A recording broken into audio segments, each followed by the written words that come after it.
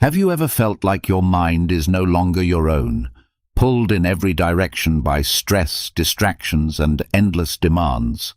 Like no matter how hard you try, peace always seems just out of reach. What if I told you that there's a way to reclaim control, not just over your thoughts, but over your entire way of being? A method forged over 2,000 years ago by some of history's greatest thinkers. Welcome to a full guide on using Stoicism to take back control of your mind. In a world overflowing with noise, urgency, and emotional overload, Stoicism offers something radical: stillness, focus, inner strength. It's not about suppressing emotion or pretending life is easy. It's about facing reality with clarity, building resilience from within, and aligning your actions with timeless wisdom. In this guide, we'll uncover how Stoic principles can help you manage your thoughts, quiet your inner chaos, and lead a life grounded in intention. Ready to stop reacting and start choosing? Let's begin. Have you ever found yourself questioning the sincerity of those closest to you? That nagging feeling when someone's warm smile doesn't quite reach their eyes, or when congratulations feel hollow and forced.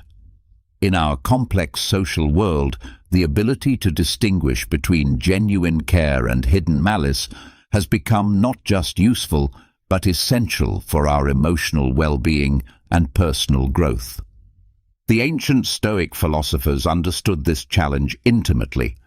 They recognized that human nature contains both nobility and darkness, and that wisdom lies in our ability to perceive these qualities accurately in others.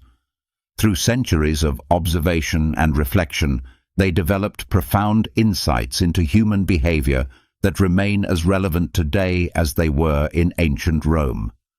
The reality is that jealousy and deception often wear masks of friendship and support. They lurk behind enthusiastic congratulations at office parties, hide within seemingly caring advice from friends, and masquerade as concern in family gatherings. These hidden emotions create a dangerous undercurrent in our relationships, capable of undermining our peace of mind and corrupting the bonds we hold dear. Consider the last time you achieved something significant in your life. Perhaps it was a promotion at work, a personal milestone, or recognition for your efforts in some endeavor. As you basked in the glow of accomplishment, surrounded by people offering their congratulations, did you notice something subtle yet unsettling? Maybe it was a forced smile that didn't match the words being spoken, or perhaps an enthusiasm that felt calculated rather than spontaneous. These moments reveal the complex nature of human relationships and the challenge we face in navigating them authentically. The Stoic tradition offers us powerful tools for this navigation, grounded in principles that have weathered the test of time and proven their worth across cultures and centuries. Marcus Aurelius, the philosopher-emperor, spent much of his life surrounded by individuals whose motivations were often questionable. Court life presented him with constant examples of flattery, manipulation, and hidden agendas. His observations, recorded in his personal journal that we now know as Meditations, provide invaluable insights into recognizing and dealing with insincerity in human relationships. The first principle that emerges from Stoic wisdom is the fundamental importance of observing actions rather than merely listening to words. This concept goes to the heart of human nature and the way we reveal our true selves through what we do rather than what we say. Words are easily manipulated, carefully crafted, and strategically deployed to create impressions that may bear little resemblance to reality. Actions, on the other hand, require commitment, energy, and often reveal our priorities and values in ways that words cannot hide. When we observe someone's behavior patterns over time, we begin to see the authentic person beneath the social facade. The colleague who promises support but consistently fails to deliver. The friend who speaks of loyalty but disappears during difficult times. Or the family member who offers help but always finds excuses when called upon. These patterns of behavior tell us far more about their true character than any declaration of friendship or commitment ever could. This principle of observation requires patience and careful attention. It means resisting the human tendency to take people at their word and instead developing the discipline to watch for consistency between stated intentions and actual behavior. It means noting the small things, how someone treats service workers when they think no one important is watching, whether they follow through on minor commitments as well as major ones, and how their behavior changes when circumstances shift. The Stoic approach to this observation is not cynical or suspicious by nature. Rather, it is realistic and wise, acknowledging that human beings are complex creatures capable of both great kindness and significant self-deception. By observing actions, we protect ourselves from the disappointment and potential harm that can result from misplaced trust, while also positioning ourselves to recognize and appreciate genuine sincerity when we encounter it. One of the most revealing tests of character comes in how people respond to our success and achievements. This response often serves as a window into their deepest feelings about us and about themselves. Genuine friends and supporters experience what psychologists call sympathetic joy. They feel genuinely happy for our accomplishments because they care about our well-being and growth. Jealous individuals, however, experience our success as a threat to their own self-worth or position. They may intellectually understand that they should be happy for us, but emotionally, our achievements trigger feelings of inadequacy, competition, or resentment. These feelings often manifest in subtle but detectable ways. The congratulations that come with a slight edge, the immediate pivot to discussing their own accomplishments, or the tendency to minimize our success by attributing it to luck, timing, or other external factors. Pay attention to the language people use when discussing your achievements. Supportive individuals will use words that celebrate your effort, skill, and dedication. They will ask questions about your experience and show genuine interest in your journey. Jealous individuals, conversely, often use language that diminishes your role in your own success or that subtly undermines the significance of what you have accomplished. This pattern becomes particularly clear when you observe how the same people react to others' successes. Do they consistently show the same diminishing response when anyone in their circle achieves something noteworthy? Do they have a pattern of finding ways to critique or minimize others' accomplishments while being defensive about their own?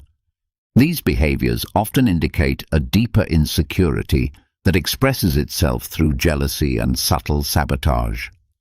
The way people treat those who cannot benefit them provides another crucial window into their character. This principle, deeply rooted in Stoic thought, recognizes that our treatment of the vulnerable, the powerless, and those who can offer us nothing reveals our truest nature. When we interact with people who have something we want or need, whether it's professional connections, social status, or material resources, we naturally tend to be on our best behavior. The real test of character comes in how we treat those who fall outside this category. Watch how people interact with service workers, subordinates, elderly individuals, or anyone who occupies a lower position in social or professional hierarchies. Do they maintain the same level of courtesy, respect, and consideration they show to their superiors or peers? Or do they display impatience, condescension, or outright rudeness when they believe their behavior won't have consequences for their own position or interests. This observation extends beyond mere politeness. Notice whether people show genuine empathy and concern for others' well-being, regardless of those individuals' ability to reciprocate. Do they offer help without expecting recognition or reward? Do they demonstrate patience with those who may move more slowly or understand things differently? Do they show respect for people whose life experiences and perspectives differ from their own? The significance of this observation lies in what it reveals about a person's fundamental worldview and values. Those who treat all people with consistent dignity and respect demonstrate a character grounded in genuine principles rather than mere social calculation. They recognize the inherent worth of every individual and act accordingly, regardless of personal benefit or social pressure. Conversely, those who show kindness only when it serves their interests reveal a transactional approach to human relationships. They view other people as means to their own ends rather than as individuals deserving of respect and consideration. This mindset often correlates with jealousy and deception because it reflects a fundamentally self-serving approach to life that puts personal gain above ethical considerations. The distinction between sincere praise and calculated flattery represents another crucial area of observation.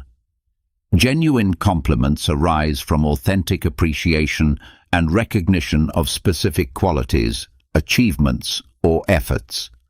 They are proportionate to the accomplishment being acknowledged and are given without expectation of return. Flattery, on the other hand, is excessive, generic, and often feels disconnected from reality. Learning to recognize flattery requires developing sensitivity to both the content and the context of praise. Excessive compliments that seem disproportionate to the actual accomplishment should raise questions about the giver's motives. Generic praise that could apply to anyone in a similar situation often lacks the specificity that comes with genuine observation and appreciation. Most tellingly, flattery often comes with strings attached. It precedes requests for favors, appears when the flatterer needs something, or is part of a pattern of manipulation. The psychological impact of flattery can be particularly insidious because it appeals to our natural desire for recognition and validation. When we receive excessive praise, especially during moments of vulnerability or self-doubt, we may be tempted to accept it uncritically because it makes us feel good. However, the Stoic approach encourages us to maintain emotional equilibrium regardless of external validation, positive or negative. This doesn't mean becoming suspicious of all compliments or unable to appreciate genuine recognition. Rather, it means developing the wisdom to distinguish between authentic appreciation and manipulative flattery. It means grounding our self-worth in our own values and efforts rather than in others' opinions, even positive ones. When we achieve this internal stability, we become less susceptible to manipulation through false praise while remaining open to legitimate feedback and genuine appreciation. Consistency in behavior across different situations and relationships provides perhaps the most reliable indicator of genuine character. Human beings are naturally complex, and we all show different facets of our personality in different contexts. However, there should be a recognizable core of values and principles that remains constant across these variations. Observe how people behave when they think they are unobserved versus when they know they are being watched. Notice whether their treatment of different people reflects consistent principles or varies dramatically based on what they can gain from each relationship. Pay attention to whether their expressed values align with their actual choices when those values are tested by challenging circumstances. Inconsistency often reveals itself in subtle ways. The person who speaks passionately about honesty but regularly tells small lies for convenience. The individual who claims to value loyalty but quickly abandons relationships when they become challenging or less beneficial. The colleague who presents themselves as team-oriented in meetings but consistently pursues personal advantage at others' expense. These inconsistencies don't necessarily indicate malicious intent, but they do suggest a lack of self-awareness or a willingness to compromise stated principles when it serves personal interests. In relationships, such inconsistency can create confusion, disappointment, and instability because we never know which version of the person we're dealing with at any given moment. The most dangerous form of inconsistency comes from those who deliberately present different faces to different people as part of a calculated strategy to maximize their advantage in each relationship. These individuals may be charming and supportive to your face while criticizing or undermining you behind your back. They may present themselves as trustworthy confidants while simultaneously betraying the trust others have placed in them. How people handle criticism offers profound insights into their character and emotional maturity. Criticism, even when constructive and well-intentioned, challenges our self-image and forces us to confront the gap between our idealized self-perception and external reality. The way we respond to this challenge reveals much about our commitment to growth, our security in our identity, and our willingness to engage with uncomfortable truths. Mature, secure individuals approach criticism as a source of valuable information. They may not enjoy the experience, few people do, but they can separate their emotional reaction from the content of the criticism and evaluate it objectively. They ask questions to better understand the perspective being offered, thank those who take the time to provide feedback, and genuinely consider whether changes might be beneficial. This doesn't mean accepting all criticism uncritically or allowing others to abuse us under the guise of constructive feedback. Wise individuals distinguish between criticism that comes from a place of genuine concern and that which stems from jealousy, competition, or malice. They consider the source, the motivation, and the manner of delivery when evaluating feedback. Those who react to criticism with immediate defensiveness, anger, or counterattack often reveal deeper insecurities and a fragile sense of self-worth. Their harsh reactions may stem from fear that the criticism contains truth they are not ready to acknowledge, or from a worldview that interprets any challenge to their actions or decisions as a personal attack on their entire worth as a person. Pay particular attention to those who respond to criticism by attacking the credibility or character of the person offering it. This deflection strategy attempts to discredit the source rather than engage with the substance of the feedback. While this response may provide temporary emotional relief, it ultimately prevents growth and often damages relationships with people who care enough to offer honest perspectives. The tendency to make unconscious comparisons reveals another layer of human psychology that can indicate jealousy and insecurity. We all engage in comparison to some degree. It's a natural part of how we understand our place in the world and evaluate our progress. However, there's a significant difference between healthy self-reflection that uses comparison as a tool for growth and jealous comparison that seeks to diminish others or elevate oneself at others' expense. Listen carefully to how people talk about others' achievements and circumstances. Do they consistently frame others' success in comparison to their own situation? Do they find ways to minimize others' accomplishments by pointing out areas where they believe they perform better? Do their comparisons seem designed to make themselves feel better rather than to genuinely understand or appreciate different approaches to life? Jealous individuals often cannot celebrate others' success without immediately finding ways to assert their own superiority or to diminish the significance of what others have achieved. They might say things like, "That's nice, but I prefer my approach because," or, "Yes, they did well, but they had advantages I didn't have." These responses reveal an inability to appreciate others' achievements on their own merits. Conversely, secure individuals can acknowledge others' success without feeling threatened by it. They can appreciate different approaches and achievements without constantly measuring them against their own. They understand that life is not a zero-sum game where others' success diminishes their own worth or opportunities.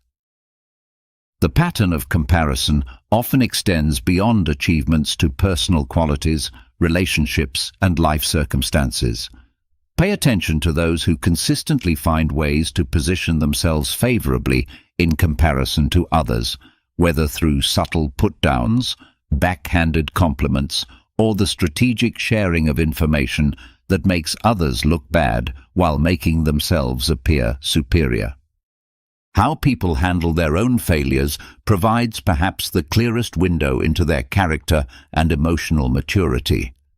Failure is an inevitable part of human experience, and our response to it reveals our deepest beliefs about responsibility, growth, and self-worth. Those who approach failure with honesty and a willingness to learn demonstrate resilience and integrity that extends to all areas of their relationships. Secure individuals acknowledge their mistakes without excessive self-flagellation or dramatic displays of remorse. They take responsibility for their role in negative outcomes, analyze what went wrong, and make concrete plans for improvement. They may feel disappointed or frustrated, but they don't allow these emotions to prevent them from learning and growing from the experience. They also don't waste excessive time and energy seeking to blame others or external circumstances for their failures. While they may acknowledge factors beyond their control, they focus primarily on what they could have done differently and how they can apply those lessons going forward. This approach demonstrates both humility and strength. Humility in acknowledging imperfection and strength in taking ownership of their choices and their future. In contrast, those who respond to failure by immediately seeking to blame others reveal a fundamental unwillingness to take responsibility for their own lives.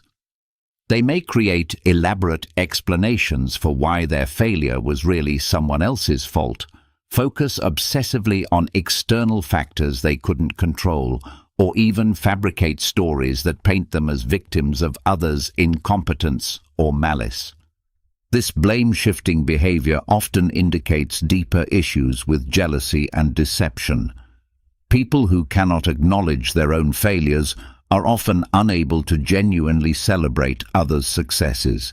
They view life as a competition where they must always be right, always be the victim when things go wrong, and always find ways to maintain their self-image as superior to those around them. The way people share personal information, both their own and others, reveals important aspects of their character and trustworthiness. This sharing happens on a spectrum from complete openness to calculated disclosure, and understanding where someone falls on this spectrum can help us gauge their sincerity and reliability. Genuine individuals share personal information in ways that feel natural and appropriate to the level of relationship and the context of the conversation. They may be private about certain aspects of their lives, but their sharing feels honest and unforced when it does occur. They don't exaggerate their accomplishments or fabricate experiences to impress others, nor do they diminish their genuine achievements out of false modesty. When discussing their failures or challenges, authentic people strike a balance between taking appropriate responsibility and acknowledging external factors that contributed to the situation. They share these experiences in ways that demonstrate learning and growth rather than seeking pity or excuses. Their stories have the ring of truth because they include the complexity and nuance of real human experience. Deceptive individuals often reveal themselves through inconsistencies in their personal stories or through sharing that feels calculated to create specific impressions. They may exaggerate their accomplishments, embellish stories to make themselves appear more important or interesting, or completely fabricate experiences to support whatever image they want to project in the moment. Pay attention to those who seem to have a perfectly curated story for every situation. People whose personal anecdotes always position them as the hero, victim, or expert, depending on what will gain them the most advantage in the current context. Real life is messier and more complex than these polished narratives suggest. Equally revealing is how people handle information shared with them in confidence. Trustworthy individuals respect the boundaries others establish around personal information and don't use private details as currency in social situations. They understand that being entrusted with someone's personal information is a privilege that carries responsibility. Those who regularly gossip, share others' private information, or use personal details to gain social advantage demonstrate a fundamental lack of integrity that extends beyond just their communication style. If someone will betray others' trust, they will likely betray yours when it serves their purposes. Throughout all of these observations, it's crucial to remember the importance of trusting your intuitive responses while also engaging your rational analysis. Our intuition often picks up on subtle cues that our conscious mind hasn't yet processed. Inconsistencies in body language, tonal qualities that don't match the words being spoken, or patterns of behavior that create an overall impression of insincerity. These intuitive responses deserve respect and investigation, even when we can't immediately articulate what triggered them. The feeling that something is off about someone or some interaction often proves to be accurate when we take the time to examine the situation more carefully. Our subconscious minds process enormous amounts of information and can identify patterns that our conscious awareness hasn't yet recognized. However, intuition should work in partnership with rational analysis rather than replacing it entirely. Strong emotional reactions, whether positive or negative, can sometimes cloud our judgment and lead us to misinterpret situations or people. The wisest approach involves paying attention to our intuitive responses, while also seeking to understand them through careful observation and reflection. This balanced approach protects us from two common errors: dismissing valid intuitive warnings because we can't immediately explain them, and acting on emotional reactions without sufficient evidence or consideration. When our intuition signals potential problems in a relationship, we can use the observational tools discussed here to either validate those concerns or understand them more clearly. The process of identifying jealousy and deception in others ultimately serves a larger purpose, creating space in our lives for authentic, supportive relationships while protecting ourselves from those who would undermine our well-being or growth.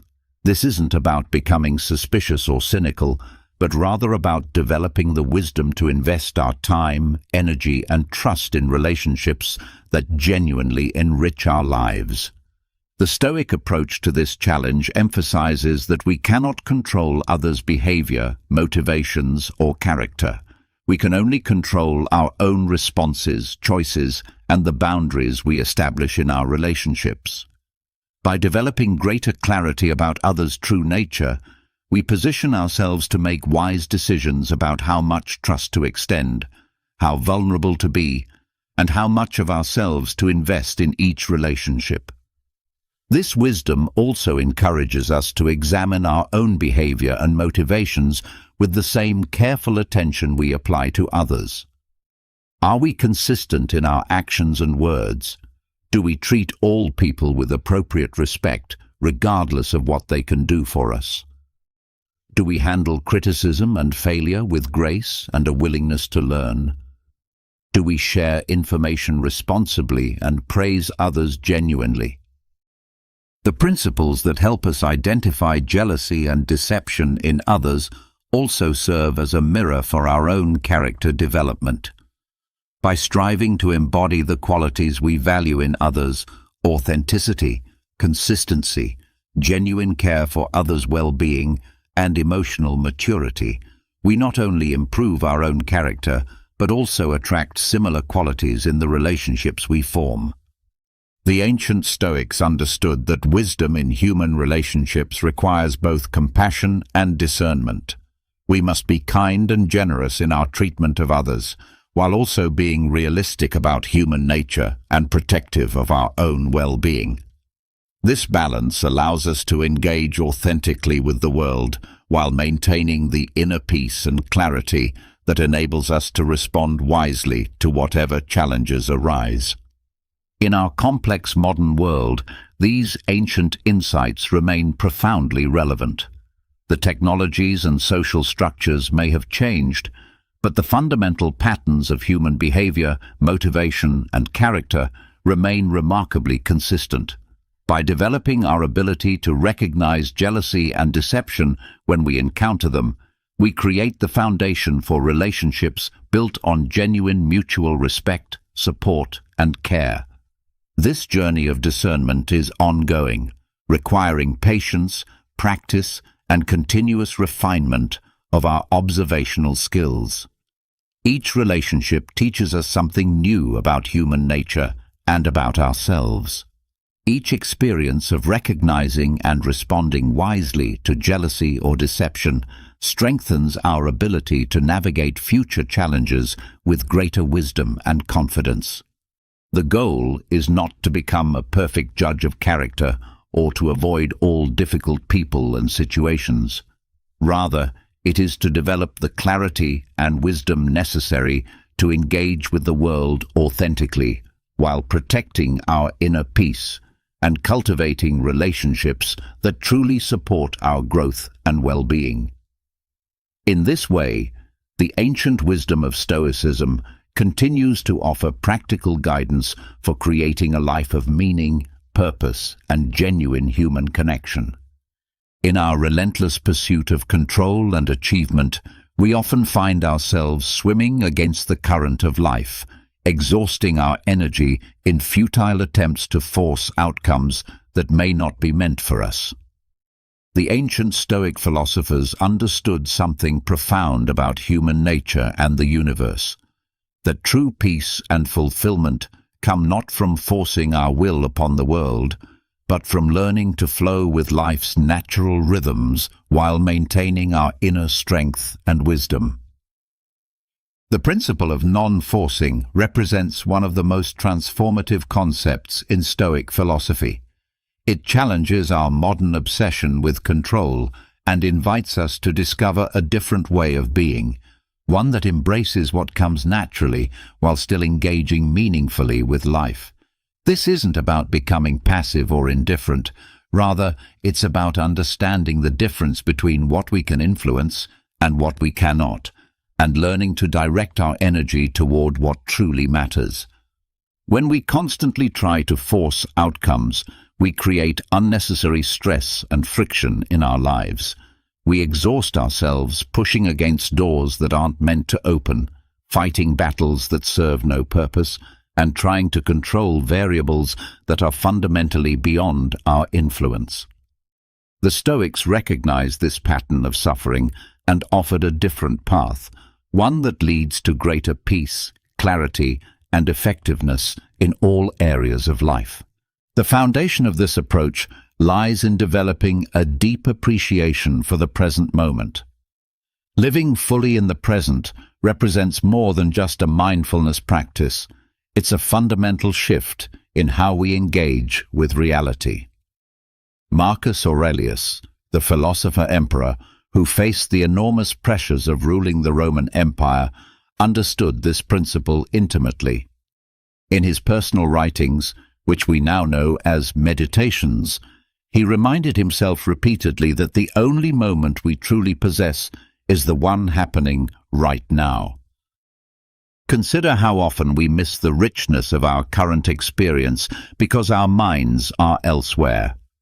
We eat meals while distracted by screens, have conversations while thinking about our next appointment, and walk through beautiful environments without truly seeing them.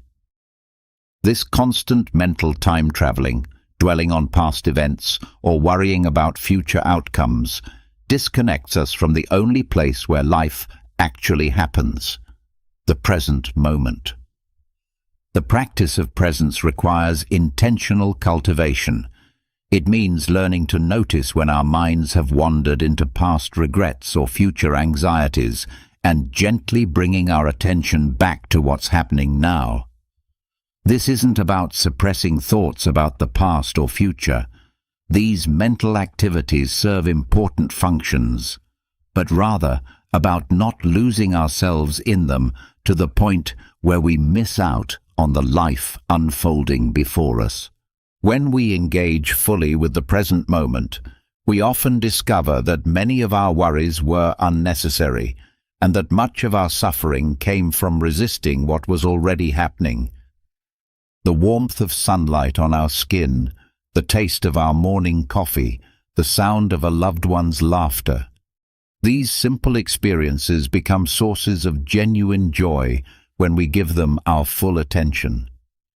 This presence transforms ordinary moments into opportunities for gratitude and wonder. The Stoics understood that this appreciation for the present naturally leads to a deeper acceptance of life's impermanent nature. Everything in our experience, our relationships, our possessions, our circumstances, even our own lives, exists in a constant state of flux. This impermanence can be frightening when we try to cling to things as they are, but it becomes liberating when we learn to embrace change as the natural order of existence. Understanding impermanence doesn't mean becoming fatalistic or indifferent to loss. Rather, it means developing the wisdom to appreciate what we have while we have it, without the constant anxiety of trying to make it permanent. When we truly grasp that everything is temporary, we can love more fully because we're not holding back out of fear of eventual loss. We can pursue our goals with passion while remaining unattached to specific outcomes. We can invest ourselves completely in relationships while accepting that they may change or end. This acceptance of impermanence profoundly affects how we handle life's inevitable changes and challenges. Instead of fighting against circumstances we cannot control, we learn to work with them. Instead of exhausting ourselves trying to prevent change, we develop the flexibility to adapt and find opportunity within transformation. This doesn't mean we become passive observers of our own lives. Rather, we become more strategic and effective in how we engage with the world. The power of acceptance extends beyond philosophical understanding to practical application in daily life. Acceptance means recognizing the difference between what we can influence and what we cannot, and focusing our energy accordingly. It means acknowledging difficult emotions without being overwhelmed by them, understanding that feelings, like everything else, are temporary experiences that will pass. Consider the frustration many people feel when stuck in traffic. The external situation, the traffic itself, is completely beyond our control. We can honk our horns, curse other drivers, or work ourselves into a state of rage. But none of these responses will change the traffic conditions. They will, however, change our internal experience for the worse. Acceptance doesn't mean we enjoy being stuck in traffic, but it means we recognize the reality of the situation and choose not to compound our discomfort with unnecessary emotional suffering. This principle applies to much more significant challenges as well. When we face job loss, relationship difficulties, health problems, or other major life challenges, acceptance doesn't mean we don't take action to improve our situation. Instead, it means we acknowledge the reality of what's happening without wasting energy on denial, blame, or resistance. This clarity of perception actually enables us to respond more effectively because we're seeing the situation as it truly is, rather than as we wish it were. Learning to let go represents another crucial aspect of non-forcing. Letting go doesn't mean we stop caring about outcomes or become indifferent to results. Rather, it means we release our tight grip on how we think things should unfold and remain open to possibilities we hadn't considered. This requires a fundamental shift from trying to control outcomes to focusing on our response to whatever arises. Many of us have been conditioned to believe that caring deeply means holding on tightly, but the Stoics understood that the opposite is often true. When we grasp too tightly to our expectations, we become rigid and fragile. When we learn to hold our goals and desires lightly, we become more adaptable and resilient. We can pursue our objectives with full commitment while remaining open to unexpected opportunities and alternative paths. This letting go process often involves releasing our attachment to past experiences, whether they were positive or negative. Dwelling on past successes can prevent us from engaging fully with current opportunities, while ruminating on past failures can erode our confidence and energy. The Stoics taught that the past serves as a teacher, but should not become a prison. We extract the lessons and leave behind the emotional baggage. Letting go also means releasing our need to control how others behave. Much of our frustration and disappointment comes from expecting others to act according to our preferences rather than their own nature and circumstances. When we accept that we can only control our own thoughts, actions, and responses, we free ourselves from the exhausting and futile task of trying to manage other people's choices. The practice of mindfulness emerges naturally from these foundational principles. Mindfulness, in the Stoic sense, isn't just about meditation or formal practice, though these can be valuable, but about developing the capacity to observe our thoughts, emotions, and reactions without being automatically controlled by them. This awareness creates space between stimulus and response, allowing us to choose how we engage with whatever arises.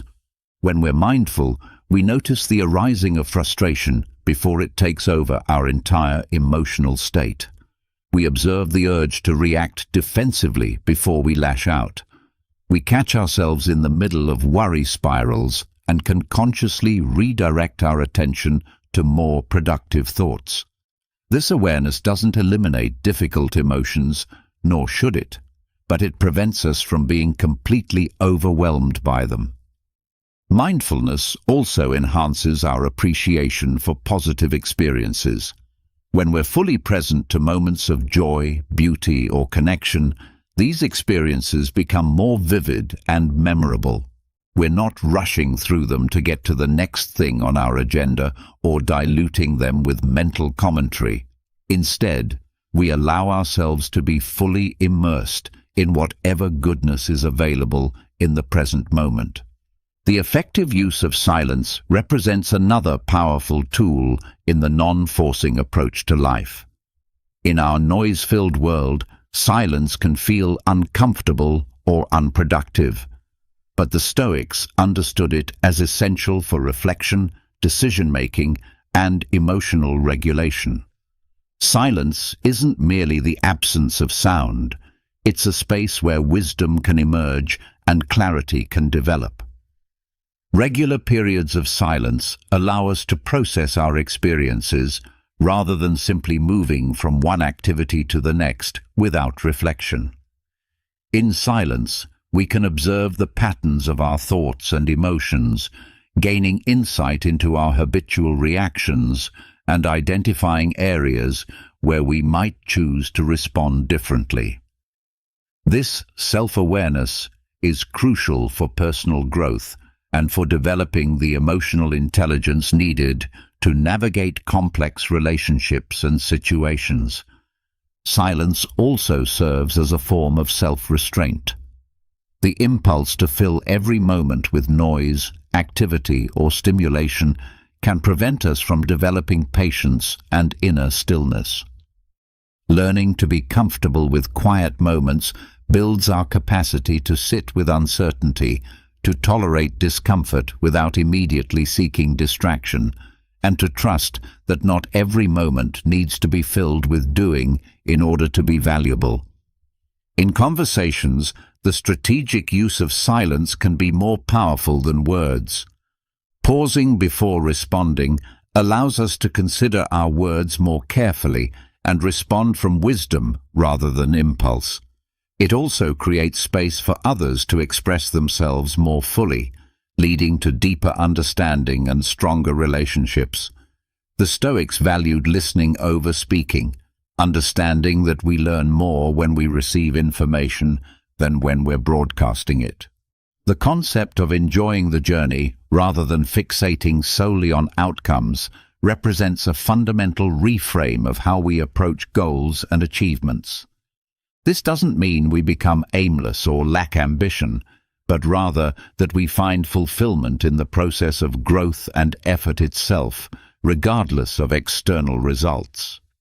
When we can appreciate the skills we're developing, the challenges we're overcoming, and the person we're becoming through our efforts, the final outcome becomes less crucial to our sense of satisfaction. This perspective is particularly valuable when facing setbacks or apparent failures. If our entire sense of success depends on achieving specific outcomes, any deviation from our plan can feel catastrophic. But when we value the journey itself, the learning, the character development, the resilience we build through facing challenges, then setbacks become valuable parts of the overall experience rather than evidence of failure. Consider someone training for a marathon who gets injured partway through their preparation.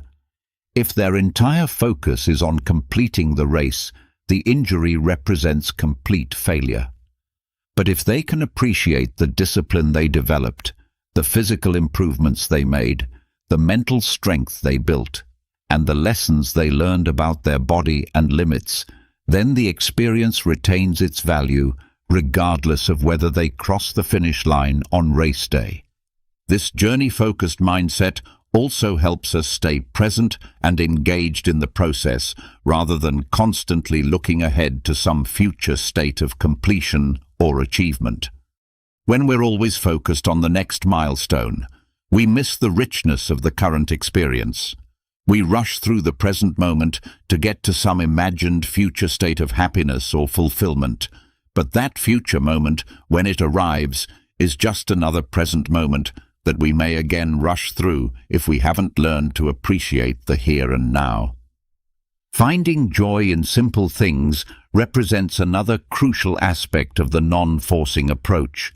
Our culture often conditions us to seek happiness in dramatic achievements, expensive purchases, or exceptional experiences, but the Stoics understood that sustainable contentment comes from appreciating the ordinary moments that make up the majority of our lives. The taste of fresh water when we're thirsty, the warmth of a friendly greeting, the satisfaction of completing a simple task well. These everyday experiences contain genuine pleasure when we're present enough to notice them. This appreciation for simplicity doesn't require us to lower our standards or abandon our ambitions. Rather, it provides a stable foundation of contentment that doesn't depend on external circumstances. When we can find joy in simple pleasures, we're less desperate in our pursuit of more dramatic sources of satisfaction. We become less susceptible to the anxiety and frustration that comes from constantly seeking happiness in the next purchase, the next achievement, or the next relationship. Simplicity also tends to clarify what truly matters to us. When we're not constantly distracted by the pursuit of more possessions, more status, more entertainment, we have space to reflect on our deeper values and priorities.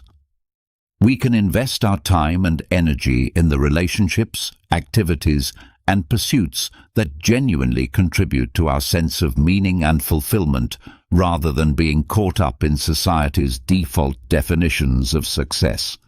The art of gratitude emerges naturally from this appreciation for simplicity and presence. Gratitude isn't just about saying thank you or acknowledging good fortune. It's a way of perceiving that recognizes the abundance already present in our lives. When we cultivate gratitude, we train our attention to notice positive aspects of our experience that we might otherwise overlook or take for granted. This practice of gratitude serves as a powerful antidote to the dissatisfaction that comes from constantly focusing on what we lack or what we want to change about our circumstances. Instead of approaching life from a mindset of scarcity, always noticing what's missing or imperfect, gratitude helps us recognize the wealth of good things already available to us. This shift in perception can dramatically alter our emotional state and our overall sense of well-being.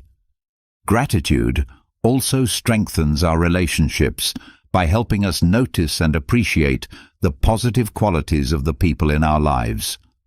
Instead of taking our loved ones for granted or focusing primarily on their flaws, a grateful perspective helps us see their kindnesses, their efforts, and their unique gifts. This recognition not only makes us feel better, but also encourages positive behavior in others, creating upward spirals in our relationships.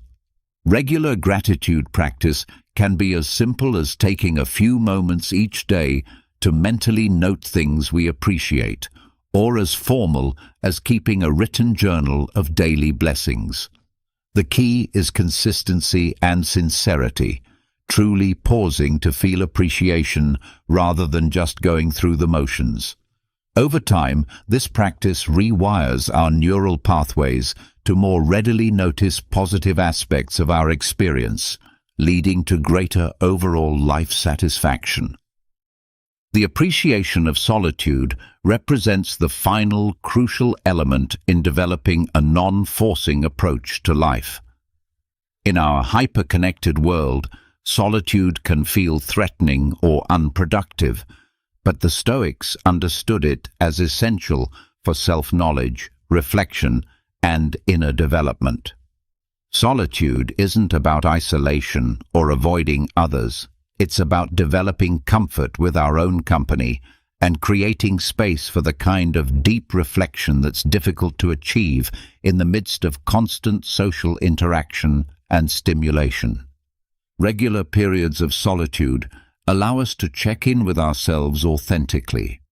When we're always engaged with others or distracted by external stimulation, we can lose touch with our own thoughts, feelings, and intuitions. In solitude, we can observe our mental and emotional patterns without the influence of others' expectations or reactions. This self-awareness is crucial for making decisions that align with our true values and for developing emotional regulation skills.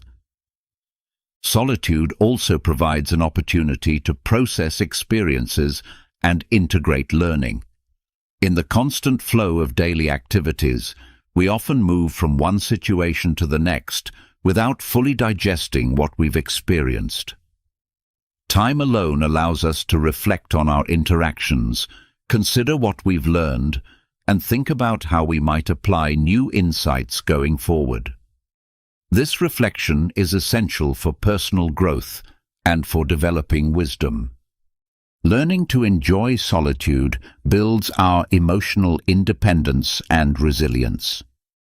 When we're comfortable being alone with ourselves, we're less likely to make decisions based solely on the need for social approval or the fear of isolation. We can choose to engage with others from a place of genuine desire for connection rather than from neediness or anxiety about being alone. The practice of appreciating solitude can begin with small steps, a few minutes of quiet reflection in the morning, a walk alone in nature, or simply sitting quietly without any agenda. The goal isn't to become a hermit, but to develop the capacity for inner stillness and self-reflection that enhances all other aspects of life. When we integrate all of these principles, presence, acceptance, letting go, mindfulness, silence, journey appreciation, simplicity, gratitude, and solitude, we begin to embody the Stoic ideal of living in harmony with the natural flow of existence. This doesn't mean we become passive or stop pursuing goals. Rather, we learn to engage with life from a place of wisdom rather than frantic effort. The non-forcing approach recognizes that life has its own intelligence and rhythm. When we align ourselves with this natural flow while maintaining our personal agency and responsibility, we often find that we accomplish more with less effort and stress. Opportunities arise that we hadn't anticipated, relationships deepen in unexpected ways, and solutions emerge to problems that seemed intractable when we were forcing our will upon them. This way of living requires practice and patience. Our conditioning toward control and force is strong, and learning to relax this grip takes time. But as we gradually develop these capacities, we often find that life becomes more enjoyable, relationships improve, and we develop greater resilience in facing challenges. The ancient Stoics lived through wars, plagues, political upheavals, and personal tragedies. Yet they maintained their commitment to this philosophy of acceptance and wisdom. Their example shows us that it's possible to live with strength and effectiveness while embracing the uncertainties and changes that are inherent in human existence. By following their guidance and developing these practices in our own lives, we can discover a way of being that is both deeply satisfying and remarkably practical. The path of non-forcing isn't about giving up our dreams or lowering our standards. It's about pursuing what matters to us with full commitment while remaining open to the unexpected, grateful for what we have, and peaceful with what we cannot control. In this way, we can live with both passion and tranquility, engaging fully with life while maintaining the inner freedom that comes from wisdom and acceptance. There comes a moment in every person's journey when they find themselves standing at an emotional crossroads, feeling the weight of relationships that have become comfortable chains rather than sources of genuine connection and growth. Perhaps you've experienced that unsettling recognition that someone you've shared countless memories with, someone who once brought joy and meaning to your life, has gradually become a barrier to your authentic self-expression and personal evolution.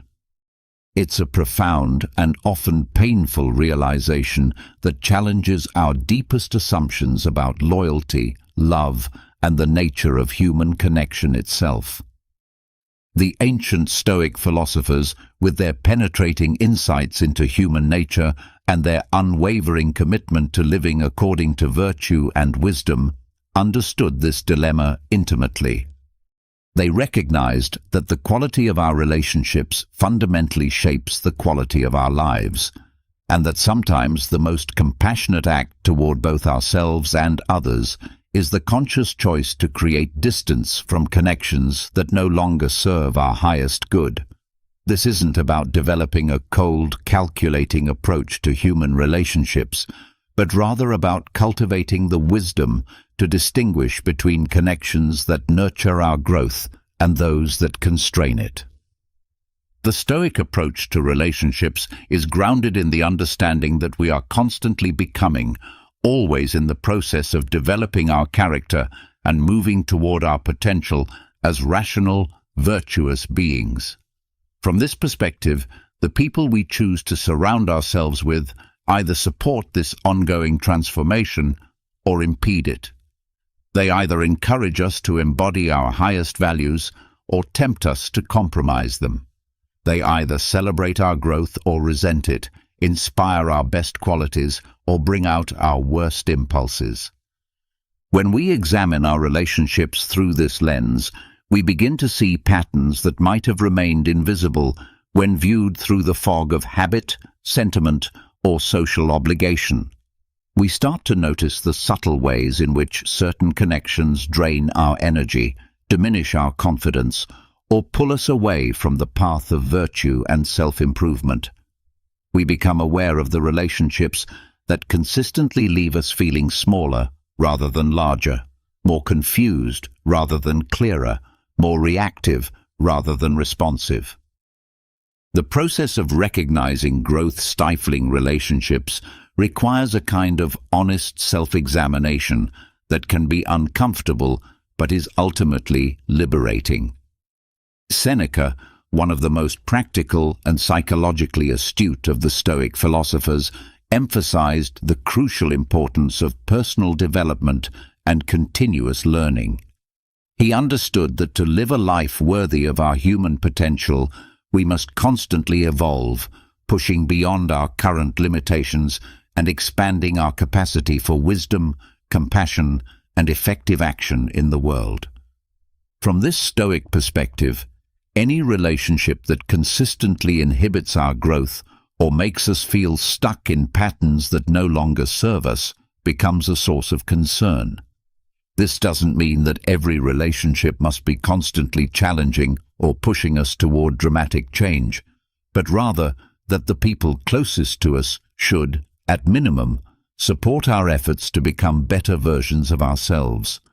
They should celebrate our victories, encourage our aspirations, and provide the kind of emotional safety that allows us to take the risks necessary for genuine growth. The challenge lies in distinguishing between relationships that are temporarily difficult due to natural growing pains and those that are fundamentally incompatible with our evolution as human beings. Sometimes people go through phases where they struggle to support each other's growth, perhaps due to their own insecurities, life circumstances, or personal challenges. These temporary obstacles can often be worked through with patience, communication, and mutual commitment to the relationship's health. However, when someone consistently responds to your growth with jealousy, criticism, sabotage, or attempts to pull you back into old patterns that you've outgrown, this represents a more serious misalignment. When your successes are met with subtle put-downs rather than genuine celebration, when your efforts to improve yourself are mocked or undermined, when your new interests or values are dismissed or attacked, these behaviors signal a fundamental resistance to your evolution that may prove impossible to overcome. The emotional landscape of relationships can become particularly treacherous when negative emotions like jealousy, resentment, anger, or chronic dissatisfaction become the dominant themes. Marcus Aurelius, writing in his personal journal that would later become known as Meditations, explored the crucial distinction between experiencing difficult emotions and being controlled by them. He understood that while negative emotions are natural and sometimes even useful parts of the human experience, Allowing them to dominate our relationships creates suffering for everyone involved. When jealousy becomes a regular feature of a relationship, it poisons the atmosphere of trust and mutual support that healthy connections require. If a friend consistently responds to your achievements with envy rather than joy, if they seem to take pleasure in your setbacks or actively hope for your failure, this reveals a fundamental problem with their ability to truly love and support you. Similarly, when anger becomes the default mode of interaction, when every conversation seems to escalate into conflict, when you find yourself walking on eggshells to avoid triggering explosive reactions, the relationship has moved far from the kind of harmonious connection that nurtures both parties. The Stoic approach to these challenging emotional dynamics begins with self-awareness and personal responsibility. Marcus Aurelius taught that we have control over our minds and our responses, even when we cannot control external circumstances or other people's behavior. This means that when we find ourselves caught in cycles of negative emotion within a relationship, our first step should be to examine our own role in perpetuating these patterns. Sometimes we discover that our own insecurities, unrealistic expectations, or poor communication habits are contributing to the relational dysfunction. In these cases, the Stoic path involves taking responsibility for our part and making the necessary changes to improve the dynamic. We might need to set clearer boundaries, communicate our needs more effectively, or work on our own emotional regulation skills. However, there are times when honest self-examination reveals that, despite our best efforts to respond wisely and compassionately, the other person remains committed to patterns of behavior that create toxicity and suffering. When someone consistently chooses to respond to reasonable requests with hostility, when they refuse to take responsibility for their actions, when they seem incapable of genuine empathy or consideration for your well-being, continuing to invest heavily in the relationship may actually enable their destructive patterns while depleting your own resources for positive growth. The issue of manipulation and control in relationships presents one of the clearest challenges to Stoic values. Epictetus, who understood the nature of freedom more deeply than perhaps any other philosopher due to his experience as a slave, taught that true freedom comes from being master of oneself. No external circumstance, no matter how challenging, can ultimately take away our inner freedom unless we surrender it voluntarily. When we find ourselves in relationships characterized by manipulation and control, our fundamental autonomy is under attack. Manipulation works by distorting our perception of reality, making us doubt our own judgment, and gradually eroding our confidence in our ability to make good decisions for ourselves. It creates dependency and confusion, making it difficult to distinguish between genuine care and self-serving exploitation. Control takes many forms in relationships, from the obvious extremes of threatening behavior and isolation tactics to more subtle patterns of guilt-tripping, gaslighting, and emotional blackmail. Sometimes control masquerades as care, with one person claiming to know what's best for the other and insisting on making decisions that should rightfully belong to each individual. Other times, control manifests as constant criticism, nitpicking, and demands for changes that serve the controller's comfort rather than the relationship's health. The Stoic response to manipulation and control is clear. We must reclaim our autonomy and refuse to participate in dynamics that compromise our essential freedom. This doesn't necessarily require dramatic confrontations or immediate relationship termination, but it does require a firm commitment to maintaining our right to make our own choices, hold our own opinions, and live according to our own values. Practically, this might mean setting and enforcing clear boundaries about acceptable behavior, refusing to engage with manipulative tactics, and consistently asserting our right to make our own decisions. It means developing the emotional strength to tolerate another person's displeasure when we don't comply with their attempts to control us. Most importantly, it means cultivating enough self-respect and inner security that we're willing to walk away from relationships that require us to surrender our autonomy as the price of admission. The question of whether a relationship is helping or harming us often becomes most clear when we examine its overall impact on our well-being over time. Healthy relationships, even when they involve challenges and conflicts, generally leave us feeling more energized, more confident, and more capable than we were before the interaction. They may stretch us, challenge our assumptions, or push us out of our comfort zones, but they do so in ways that ultimately serve our growth and development.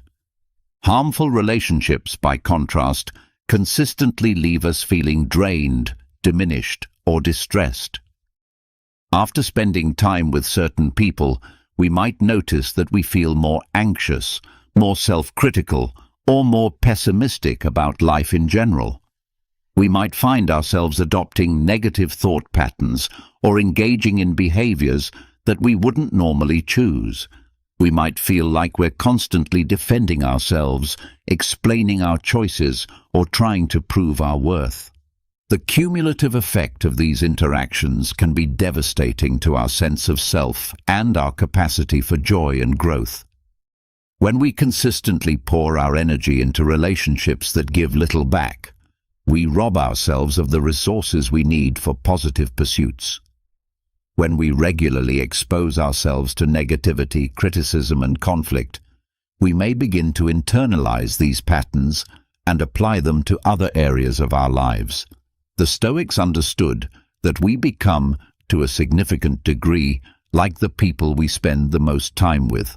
Our thoughts, emotions, and behaviors are influenced by the social environment we choose to inhabit. This is why they placed such emphasis on choosing our companions wisely and creating relationships that support our commitment to virtue and personal development. Mutual respect forms the absolute foundation of any relationship worth maintaining. Without genuine respect for each other's inherent dignity, autonomy, and worth, no relationship can provide the kind of nurturing environment that allows both parties to flourish. Respect manifests in countless ways: listening to each other's perspectives without immediately dismissing them, honoring each other's boundaries and preferences, treating each other's time and energy as valuable, and speaking to and about each other in ways that acknowledge our shared humanity. When respect is missing from a relationship, everything else becomes compromised. Trust erodes because we can't rely on the other person to treat us with basic consideration. Communication breaks down because there's no foundation of good faith on which to build understanding. Growth becomes impossible because we're too busy defending our basic dignity to focus on development and improvement. Disrespect often starts small and escalates gradually, making it sometimes difficult to recognize until it has become entrenched. It might begin with subtle dismissals of your opinions, casual disregard for your preferences, or minor violations of your stated boundaries. Over time, these patterns can grow into more obvious forms of contempt, ridicule, or outright hostility. The Stoic approach to disrespect is to address it clearly and directly while maintaining our own commitment to treating others with dignity. This means calling attention to disrespectful behavior when it occurs, explaining how it affects us, and requesting change. It also means refusing to mirror disrespectful behavior, even when we're frustrated or hurt by how we're being treated. However, If someone consistently demonstrates through their actions that they have no genuine respect for us as individuals, continuing to invest deeply in the relationship becomes an act of self-disrespect. The Stoics taught that we have a duty to ourselves to maintain our dignity and self-worth, and this sometimes requires us to distance ourselves from people who refuse to acknowledge our value.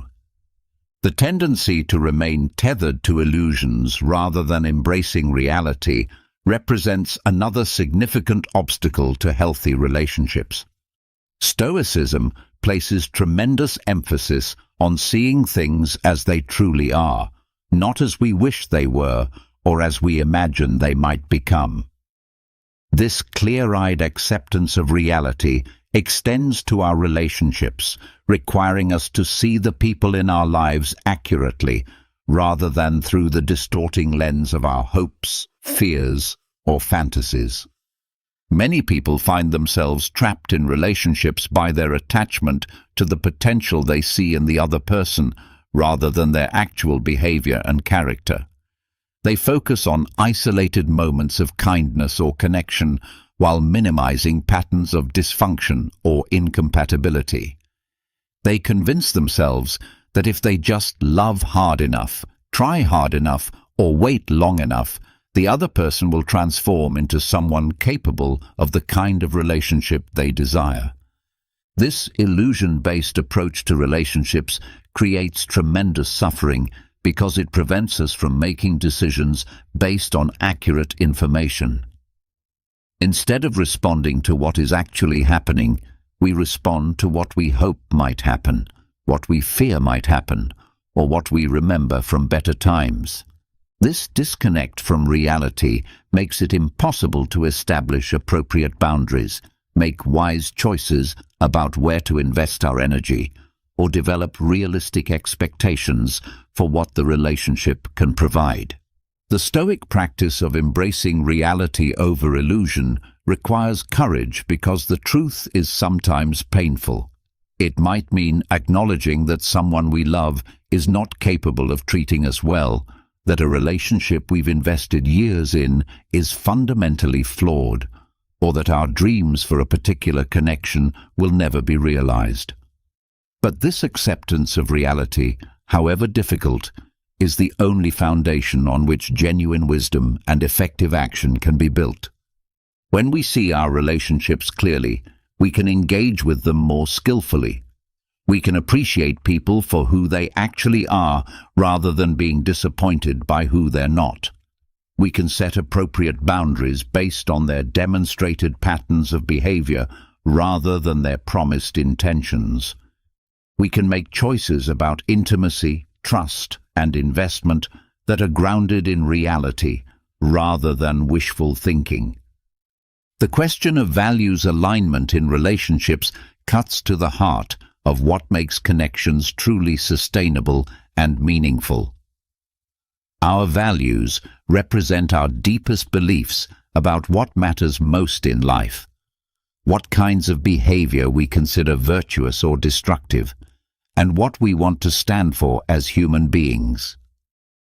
When we're in relationships with people whose values significantly differ from our own, we often find ourselves in situations where we must choose between maintaining harmony and staying true to our principles. The Stoics placed enormous emphasis on living according to virtue and maintaining personal integrity regardless of external pressures. They understood that compromising our core values, even for people we care about, ultimately leads to inner conflict, self-resentment, and the erosion of our sense of authentic selfhood. When we consistently act in ways that contradict our deepest beliefs about right and wrong, we damage our relationship with ourselves in ways that can be difficult to repair. Values, conflicts in relationships can manifest in many ways. Perhaps your partner or friend regularly engages in behaviors that you find ethically questionable, and they pressure you to participate or remain silent. Maybe they show casual cruelty toward vulnerable people or animals, express prejudiced views that contradict your commitment to equality and dignity, or prioritize material gain over considerations of honesty and fairness. Sometimes the pressure to compromise values is subtle, taking the form of social pressure to participate in gossip, dishonesty, or other behaviors that feel wrong to you.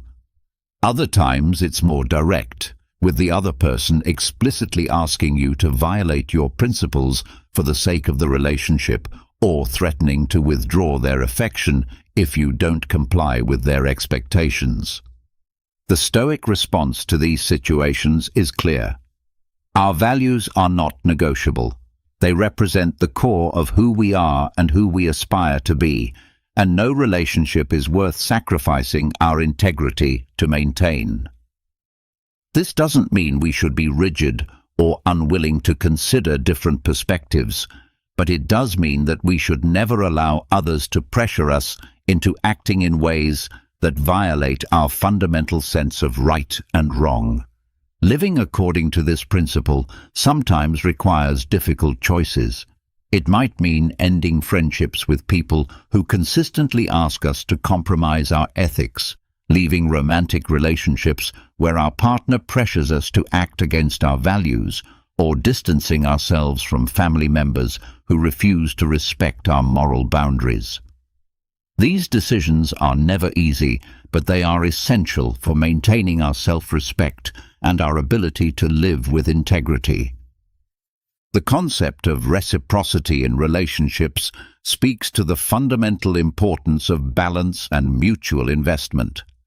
Healthy relationships involve a flow of giving and receiving that feels generally fair over time, even if it's not perfectly balanced in every moment. Both parties contribute to the relationship's health and growth. Both parties benefit from the connection, and both parties invest effort in maintaining and improving the dynamic between them. When reciprocity is missing, relationships become lopsided and unsustainable. One person may find themselves consistently giving more than they receive, always being the one to initiate contact, provide emotional support, make sacrifices, or work to resolve conflicts. Meanwhile, the other person may become accustomed to taking without giving, receiving support without providing it, or benefiting from the relationship without contributing to its maintenance.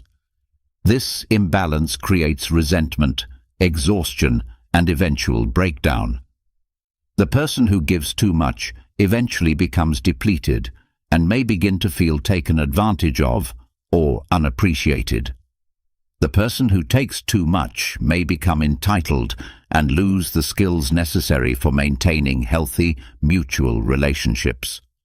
Neither person is truly satisfied with the dynamic, even though one appears to benefit more than the other.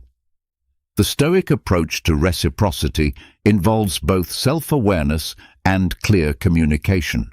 We need to honestly assess whether our relationships involve a reasonable balance of giving and receiving, and we need to be willing to address imbalances when they arise. This might mean setting boundaries around how much we give, asking for more support when we need it, or having honest conversations about the division of emotional labor in our relationships. Sometimes addressing reciprocity issues reveals that the other person is willing and able to contribute more to the relationship, but simply wasn't aware that the balance had become skewed. In these cases, open communication and mutual effort can restore health to the connection. However, if someone consistently resists efforts to create more balance, if they become defensive or hostile when asked to contribute more, or if they seem fundamentally unable or unwilling to give as well as receive, the relationship may not be sustainable in its current form. The most serious and clear-cut situation requiring immediate action is the presence of abuse in any form. Abuse represents a complete violation of the respect, dignity, and safety that should characterize all human relationships. Whether physical, emotional, verbal, psychological, or sexual, abuse creates an environment of fear, control, and harm that is antithetical to everything the Stoics valued about human dignity and virtue. Stoicism's emphasis on self-respect, personal autonomy, and the inherent worth of every individual makes its position on abuse absolutely clear. No one should tolerate being abused, and no one should remain in relationships where their basic safety and dignity are under attack. The philosophical commitment to living according to virtue extends to the practical requirement of protecting ourselves from those who would deliberately harm us. Abuse often involves complex psychological dynamics that can make it difficult for victims to recognize what's happening or to take action to protect themselves. Abusers frequently use manipulation, isolation, and gradual escalation to maintain control, making it hard for their victims to trust their own perceptions or to believe that they deserve better treatment. The effects of abuse can include damaged self-esteem, learned helplessness, and a distorted sense of what constitutes normal behavior in relationships. The Stoic response to abuse involves both immediate practical action and longer-term healing work. In the immediate term, safety must be the top priority. This means reaching out for help from friends, family, professionals, or specialized support services. It means creating safety plans and taking concrete steps to remove oneself from dangerous situations. It means refusing to accept responsibility for the abuser's behavior and recognizing that no one deserves to be treated with cruelty or violence. The longer-term healing process involves reclaiming the sense of dignity, self-worth, and personal agency that abuse seeks to destroy. This is deeply aligned with Stoic principles of inner strength, rational thinking, and commitment to virtue. It involves rebuilding trust in one's own judgment, developing healthy boundaries, and learning to recognize and avoid potentially abusive situations in the future. Communication failures represent another significant challenge that can signal the need for relationship changes. Effective communication is the lifeblood of healthy relationships, allowing people to understand each other's needs, resolve conflicts, share experiences, and build intimacy and trust. When communication consistently breaks down, when attempts at discussion lead nowhere, when misunderstandings multiply despite good faith efforts to clarify, the relationship's foundation becomes unstable. The Stoics placed great value on clear thinking, honest expression, and empathetic listening. They understood that wisdom emerges through dialogue and that relationships deepen through the sharing of thoughts, feelings, and perspectives. From this standpoint, persistent communication problems represent more than just practical inconveniences.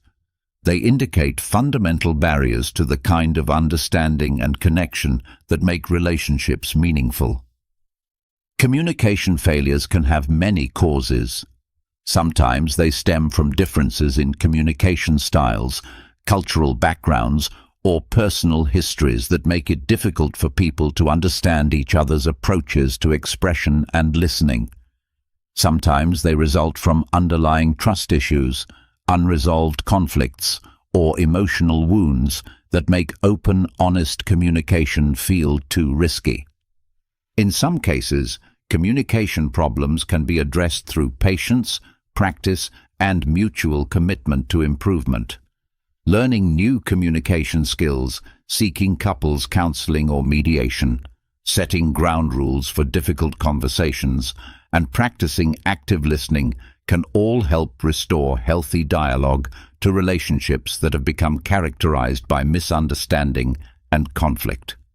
However, when someone consistently refuses to engage in good faith communication, when they regularly resort to manipulation tactics like gaslighting or emotional blackmail, when they seem incapable of empathy or perspective-taking, or when they actively sabotage attempts at understanding, the communication problems may reflect deeper character issues that cannot be easily resolved.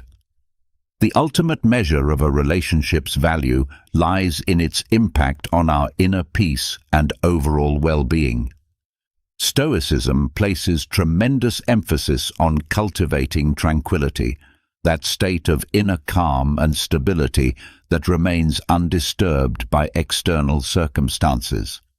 This doesn't mean avoiding all sources of challenge or conflict, but rather developing the wisdom to distinguish between difficulties that promote growth and those that simply create unnecessary suffering.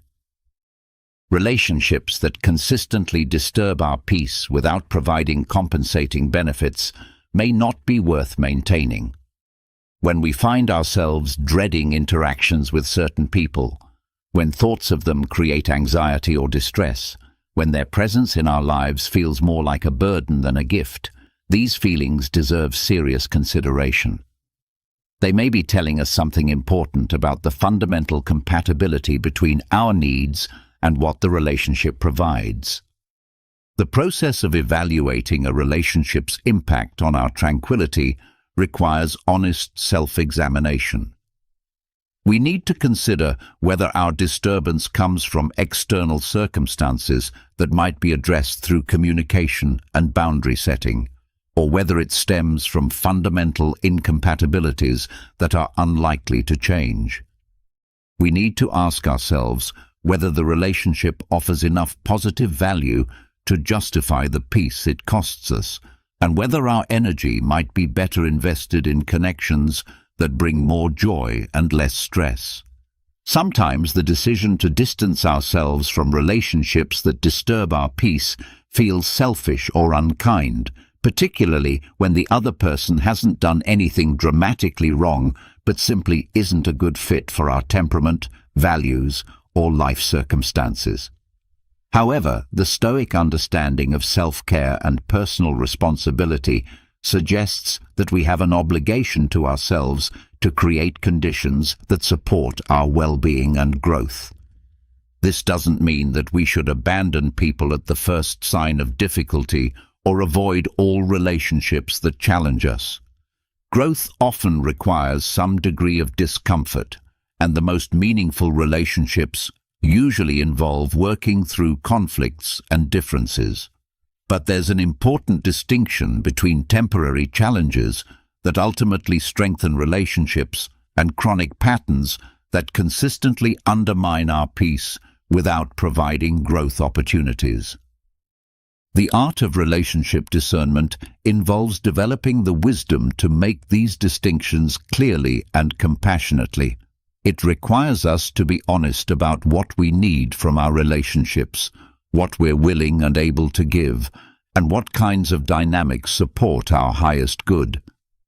It asks us to consider not only our immediate comfort, but also our long-term growth and the kind of person we want to become. When we approach our relationships with this kind of conscious intention, we often find that we're able to cultivate deeper, more satisfying connections with the people who truly support our well-being, while gracefully releasing those who don't. This process of conscious relationship curation isn't about perfection or creating an unrealistic social environment, but rather about aligning our closest connections with our values, needs, and aspirations for growth. The journey of applying Stoic wisdom to our relationships is ongoing, requiring continuous reflection, adjustment, and courage. It asks us to balance loyalty with discernment, compassion with boundaries, hope with realism.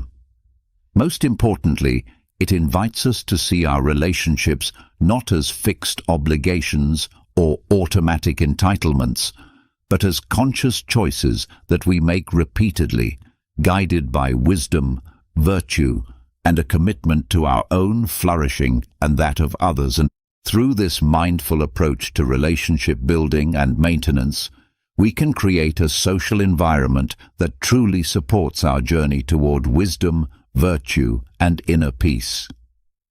We can surround ourselves with people who celebrate our growth, challenge us to be better, and provide the kind of mutual support that makes life's inevitable difficulties more bearable and its joys more complete. In our modern world of constant stimulation and endless streams of information, our minds have become like overloaded circuits, buzzing with incessant thoughts, worries, and doubts that prevent us from experiencing the peace and clarity that is our birthright. The ancient Stoic philosophers, with their profound understanding of human psychology and their commitment to practical wisdom, offer us a roadmap for mental detoxification that remains as relevant today as it was over 2,000 years ago. Picture this familiar scenario. You're lying in bed, ready for sleep, but your mind refuses to quiet down. Thoughts about work deadlines, family responsibilities, unfulfilled goals, and an uncertain future create a whirlwind of mental activity that keeps you awake and anxious. This experience, while universal, is not inevitable. The Stoics understood that we possess the capacity to train our minds toward greater tranquility and focus, not through suppression or denial, but through wise practices that align our thinking with reality and virtue. The strategies we'll explore together are rooted in the timeless wisdom of Marcus Aurelius, Seneca, and Epictetus, philosophers who faced their own challenges with remarkable equanimity and who left us practical tools for cultivating mental peace. Each approach is designed not merely to provide temporary relief from overthinking, but to fundamentally transform our relationship with our thoughts and emotions, creating lasting change in how we experience and navigate life. The power of positive affirmations represents one of the most accessible yet profound tools for mental transformation. Seneca, the great Roman philosopher and advisor to emperors, observed that the greatest part of happiness depends on our disposition, not our circumstances. This insight points to a fundamental truth about human psychology. Our internal dialogue shapes our external experience far more than most people realize.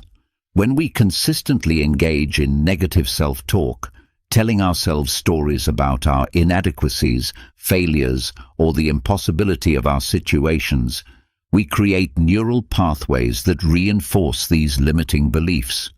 Our brains, being pattern recognition machines, begin to seek evidence that confirms these negative narratives, creating a self-fulfilling prophecy of struggle and dissatisfaction.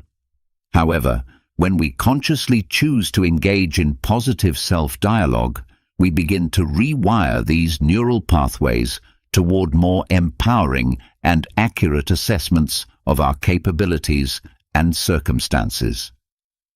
The practice of positive affirmations works not through naive optimism or denial of challenges, but through the cultivation of a mindset that focuses on possibilities, strengths, and constructive action rather than on limitations, fears, and helplessness.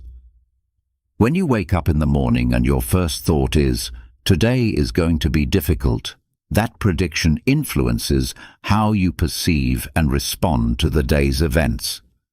But when you instead affirm, "Today I have the opportunity to do something meaningful," you prime your mind to notice opportunities and approach challenges with greater resourcefulness.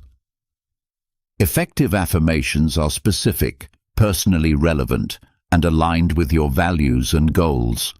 Rather than generic statements that feel hollow or unrealistic, create affirmations that address your particular areas of insecurity or negativity.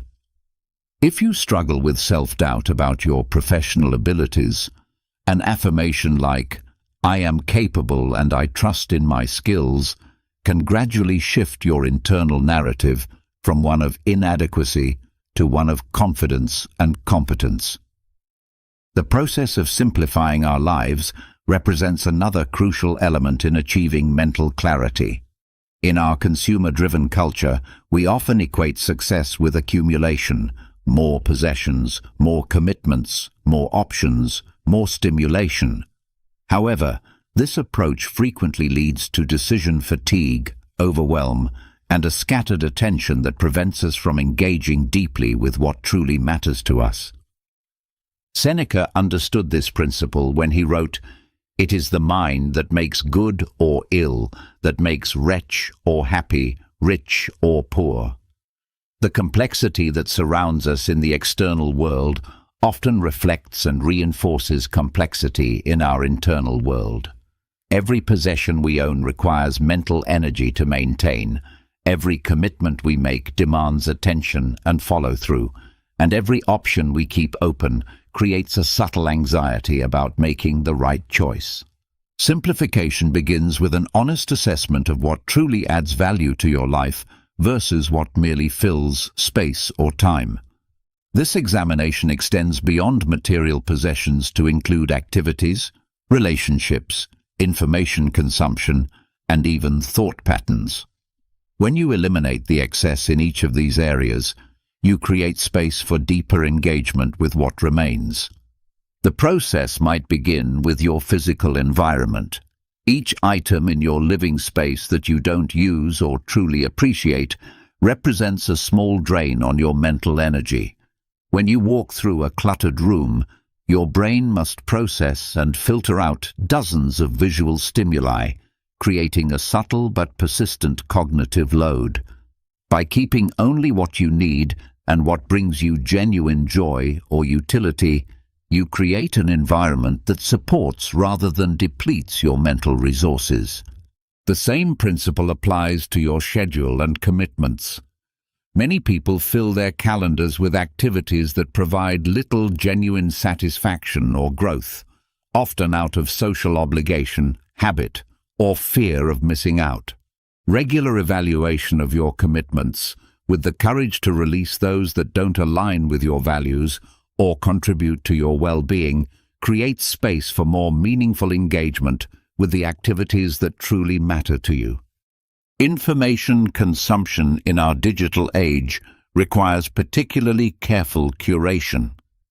The human brain evolved to process relatively small amounts of information within the context of close-knit communities. Today, we're bombarded with data streams that far exceed our cognitive capacity to process meaningfully.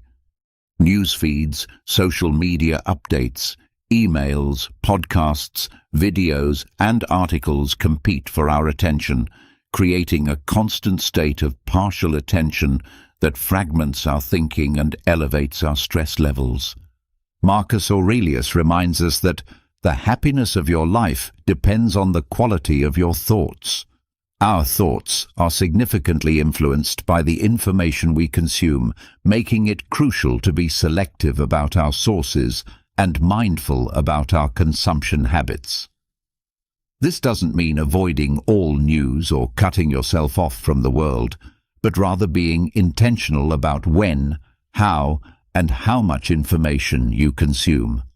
Consider establishing specific times for checking news and social media rather than allowing these inputs to interrupt your day randomly. Choose sources that provide genuine value and perspective rather than those that simply generate outrage or anxiety for profit. Create boundaries around your information diet just as you would around your food diet, recognizing that what you feed your mind significantly impacts your mental and emotional well-being. Regular physical exercise serves as one of the most powerful tools for mental detoxification available to us. Seneca observed that the mind which is anxious about future events is miserable, and exercise provides a remarkably effective way to anchor ourselves in the present moment while releasing the physical tension that accompanies mental stress. When we engage in physical activity, our bodies release endorphins and other neurochemicals that naturally improve mood and reduce anxiety. More importantly, exercise demands present-moment attention that interrupts the loops of worry and rumination that often dominate our mental landscape. Whether you're running, swimming, lifting weights, or practicing yoga, the focus required by physical movement creates a natural meditation that clears mental fog and provides perspective on problems that seemed overwhelming while sitting at a desk. The rhythm of exercise, the coordination of breath and movement, the awareness of your body's capabilities and limits, the gradual progression of strength and endurance, offers lessons in patience, persistence, and self-awareness that extend far beyond the gym or trail. Many people discover that their best insights and most creative solutions emerge during or shortly after physical activity, when their minds are clear and their stress levels are reduced. Daily meditation practice represents perhaps the most direct path to mental clarity and emotional regulation available through Stoic practice. Meditation is not about emptying the mind of thoughts, an impossible and unnecessary goal, but rather about developing a different relationship with our mental activity. Through regular meditation, we learn to observe our thoughts without being automatically controlled by them, creating space between stimulus and response that allows for wiser choices. The practice begins simply. Find a quiet place, sit comfortably, close your eyes, and focus your attention on your breath. When your mind wanders, and it will, gently guide your attention back to the sensation of breathing without judgment or frustration. This simple exercise trains several crucial mental skills simultaneously: concentration, emotional regulation, self-awareness, and acceptance. Over time, this training transfers to daily life. You begin to notice emotional reactions arising before they take over completely. You develop the ability to pause before responding to challenging situations, allowing wisdom rather than impulse to guide your actions. You become less reactive to external circumstances and more responsive to your own values and long-term well-being. The meditation practice itself becomes a source of insights about the nature of your own mind. You observe how thoughts arise spontaneously, how emotions come and go like weather patterns, and how much of your mental suffering comes from resistance to present-moment reality rather than from the circumstances themselves. These observations, accumulated over time, develop into a practical wisdom that transforms how you navigate all of life's challenges. Establishing clear boundaries represents an essential skill for protecting your mental and emotional well-being. Epictetus taught that no one can hurt you without your consent, a principle that extends to our capacity for setting limits on what we're willing to accept in terms of others' demands on our time, energy, and attention. Many people struggle with boundary setting because they fear appearing selfish, rude, or uncaring. However, healthy boundaries actually serve both ourselves and others by creating clarity about expectations and limitations.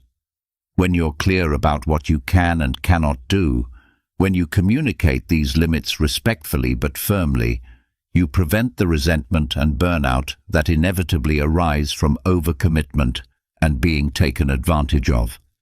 Boundary setting begins with self-awareness about your own needs, values, and limitations. You must know what you're protecting before you can protect it effectively. This requires honest assessment of your energy levels, your priorities, and your non-negotiables. What kinds of behavior are you willing to tolerate from others? How much of your time and attention are you willing to give to various people and activities? What sacrifices are you willing to make, and which ones cross the line into self-neglect? Once you've clarified your boundaries, Communicating them becomes a practice in respectful assertiveness. This doesn't require aggression or extensive justification. Often a simple, clear statement is most effective.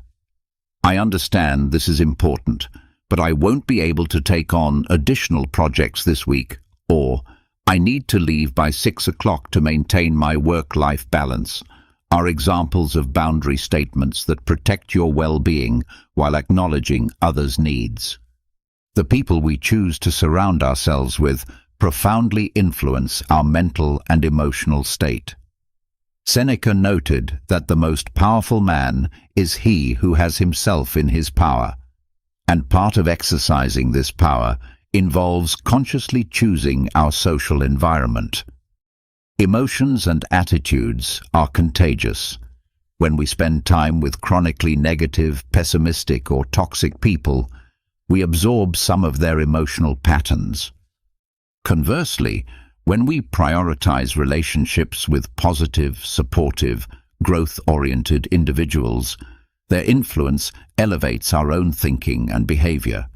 This doesn't mean avoiding all people who are going through difficult times or who occasionally struggle with negative emotions. We all need support during challenging periods, and offering this support is part of being a good friend and human being. Rather, it means being conscious of the overall emotional atmosphere of your social circle and making deliberate choices about where you invest your relational energy. Consider the difference between spending time with someone who consistently finds reasons to complain, who sees problems without solutions, and who drains your energy with their pessimism, versus spending time with someone who faces challenges with resilience, who looks for opportunities for growth and learning, and who leaves you feeling inspired and encouraged. Both types of people exist in most social circles, and while you may not be able to avoid the first type entirely, you can choose to prioritize the second type when possible. Accepting the impermanent nature of all experiences represents a fundamental principle of Stoic philosophy that can dramatically reduce mental suffering. Marcus Aurelius frequently reflected on the constant flux of life, observing that how many waves of change have passed over you, and you will understand that things which change constantly need not be feared. This acceptance of impermanence doesn't lead to fatalism or indifference, but rather to a more balanced and peaceful approach to life's inevitable ups and downs. Much of our mental distress comes from our resistance to change, our desire for good experiences to last forever, and our fear that difficult experiences will never end. When we deeply understand that all conditions are temporary, we can appreciate positive experiences more fully without the anxiety of trying to make them permanent, and we can endure difficult periods with greater equanimity, knowing that this too shall pass. This principle applies to emotions as well as external circumstances. Anger, sadness, anxiety, and even joy are temporary states that arise and pass away naturally when we don't resist them or try to force them to change. Learning to ride the waves of emotional experience rather than fighting against them reduces the secondary suffering that comes from struggling against our natural emotional responses. Making time for activities that bring you genuine joy and fulfillment serves as both a source of mental restoration and a reminder of what makes life meaningful. Epictetus observed that leisure without books is death and burial of the living man, emphasizing the importance of engaging with activities that nourish our souls and expand our minds. In our productivity-obsessed culture, hobbies and leisurely pursuits are often seen as luxuries that we can't afford, or as frivolous wastes of time. However, these activities serve crucial psychological functions. They provide respite from stress, outlets for creativity and self-expression, opportunities for flow states where we lose ourselves in enjoyable activity, and connections to parts of ourselves that may be neglected in our professional lives. Whether your passion is painting, gardening, music, reading, hiking, cooking, or any other activity that captivates your interest, regular engagement with these pursuits helps maintain psychological balance and perspective. These activities remind us that life is about more than productivity and achievement. It's also about enjoyment, beauty, creativity, and personal fulfillment. Learning to say no represents one of the most powerful skills for protecting your mental peace and energy. Seneca wisely noted that it is not because things are difficult that we do not dare, it is because we do not dare that they are difficult. Saying no can feel difficult because we worry about disappointing others, appearing unhelpful, or missing opportunities. However, every yes to one thing is automatically a no to something else, and learning to make these choices consciously rather than reactively is essential for a well-balanced life. The ability to decline requests and invitations that don't align with your priorities or that would overextend your resources requires both self-awareness and courage. You must know what matters most to you and have the conviction to protect time and energy for those priorities. This doesn't mean being rigid or unhelpful, but rather being selective and intentional about your commitments. Effective no-saying often involves acknowledging the request, briefly explaining your situation, and offering alternatives when possible. I appreciate you thinking of me for this project, but I'm not able to take on additional commitments right now. Have you considered asking Sarah, who has expertise in this area? This approach maintains relationships while protecting your boundaries. Cultivating patience serves as an antidote to the anxiety and frustration that arise from our culture's emphasis on instant gratification and immediate results. Marcus Aurelius understood that the art of living is more like wrestling than dancing, because the art of living is to be always on your guard and ready for unforeseen attacks. Patience prepares us for these inevitable challenges and helps us respond with wisdom rather than reactivity. Patience involves accepting that worthwhile outcomes often take time to develop, that other people operate according to their own timelines and priorities, and that we cannot control the pace at which life unfolds. This acceptance reduces the mental friction that comes from constantly pushing against reality's natural rhythms. Practicing patience might begin with small, everyday situations, waiting in line, dealing with traffic, or listening to someone tell a long story. These minor inconveniences become opportunities to train your capacity for acceptance and present-moment awareness. Over time, this training develops into a more general ability to remain calm and centered, even when circumstances don't unfold according to your preferences. Spending time in natural environments provides a powerful counterbalance to the artificial stimulation and complexity of modern life. Seneca reminds us that happiness is peace of mind, and nature offers a unique capacity for restoring this peace through its rhythms, beauty, and reminder of our connection to something larger than our immediate concerns. Natural environments engage our senses in ways that are both stimulating and calming.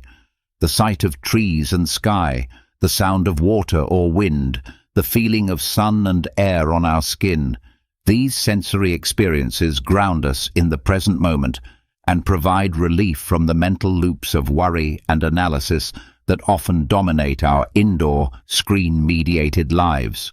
Time in nature also offers perspective on our problems and concerns. When we're surrounded by the vastness of forests, mountains, or ocean, our difficulties often seem more manageable and our stressed thoughts less urgent.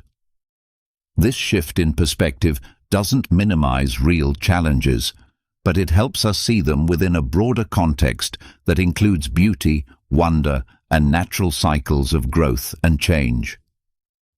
Regular digital detoxification has become essential for mental health in our hyper-connected world. Marcus Aurelius taught that peace comes from within, do not seek it outside, and this principle extends to our relationship with technology.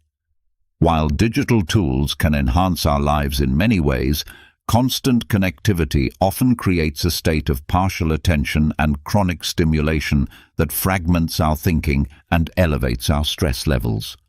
Digital detox doesn't necessarily require complete abstinence from technology, but rather conscious, intentional use that serves your well-being rather than undermining it.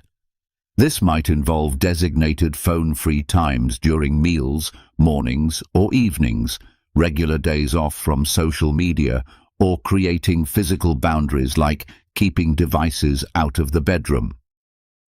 During periods of digital disconnection, many people rediscover the pleasure of sustained attention. Reading a book without interruption, having conversations without the temptation to check messages, or simply sitting quietly without the need for external stimulation. These experiences remind us of our capacity for deep focus and present-moment awareness that constant connectivity tends to erode.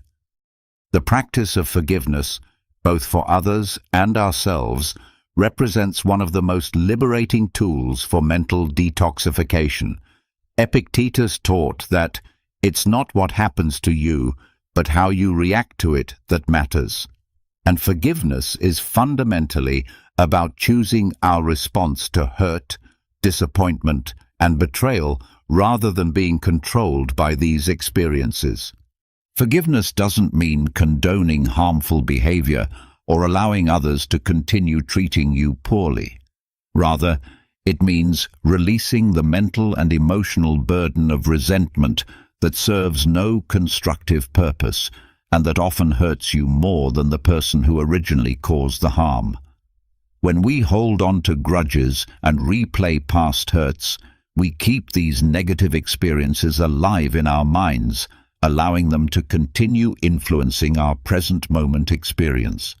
The process of forgiveness often begins with recognizing the cost of resentment, how it consumes mental energy, creates stress in your body, and prevents you from fully engaging with present opportunities.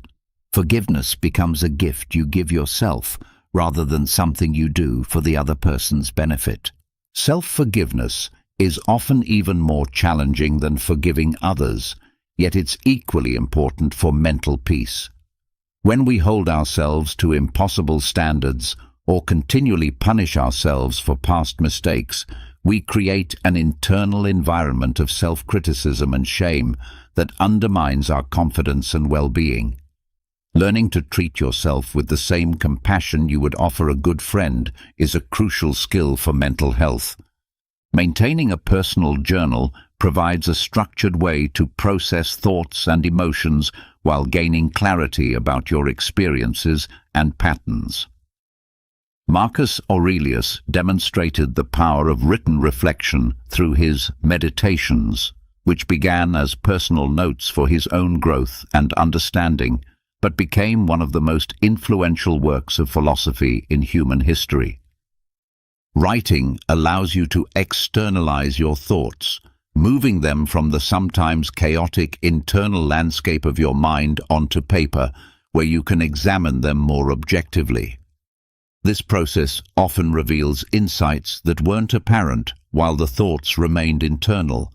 You might discover patterns in your thinking, connections between seemingly unrelated experiences, or solutions to problems that had seemed intractable. The act of writing also serves as a form of emotional release. When you're feeling overwhelmed by a situation, writing about it can help discharge some of the emotional intensity while organizing your thoughts about how to respond constructively. Many people find that problems that seemed overwhelming in their minds become more manageable once they've been clearly articulated on paper. Regular journaling doesn't require literary skill or lengthy entries. Even a few minutes of writing about your experiences, thoughts, or feelings can provide significant benefits. The key is consistency and honesty, allowing yourself to explore your inner landscape without judgment or censorship.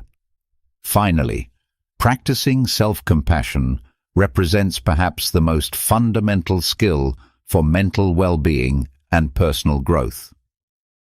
Seneca observed that we often suffer more in imagination than reality, and much of this imagined suffering comes from harsh self-criticism and unrealistic self-expectations.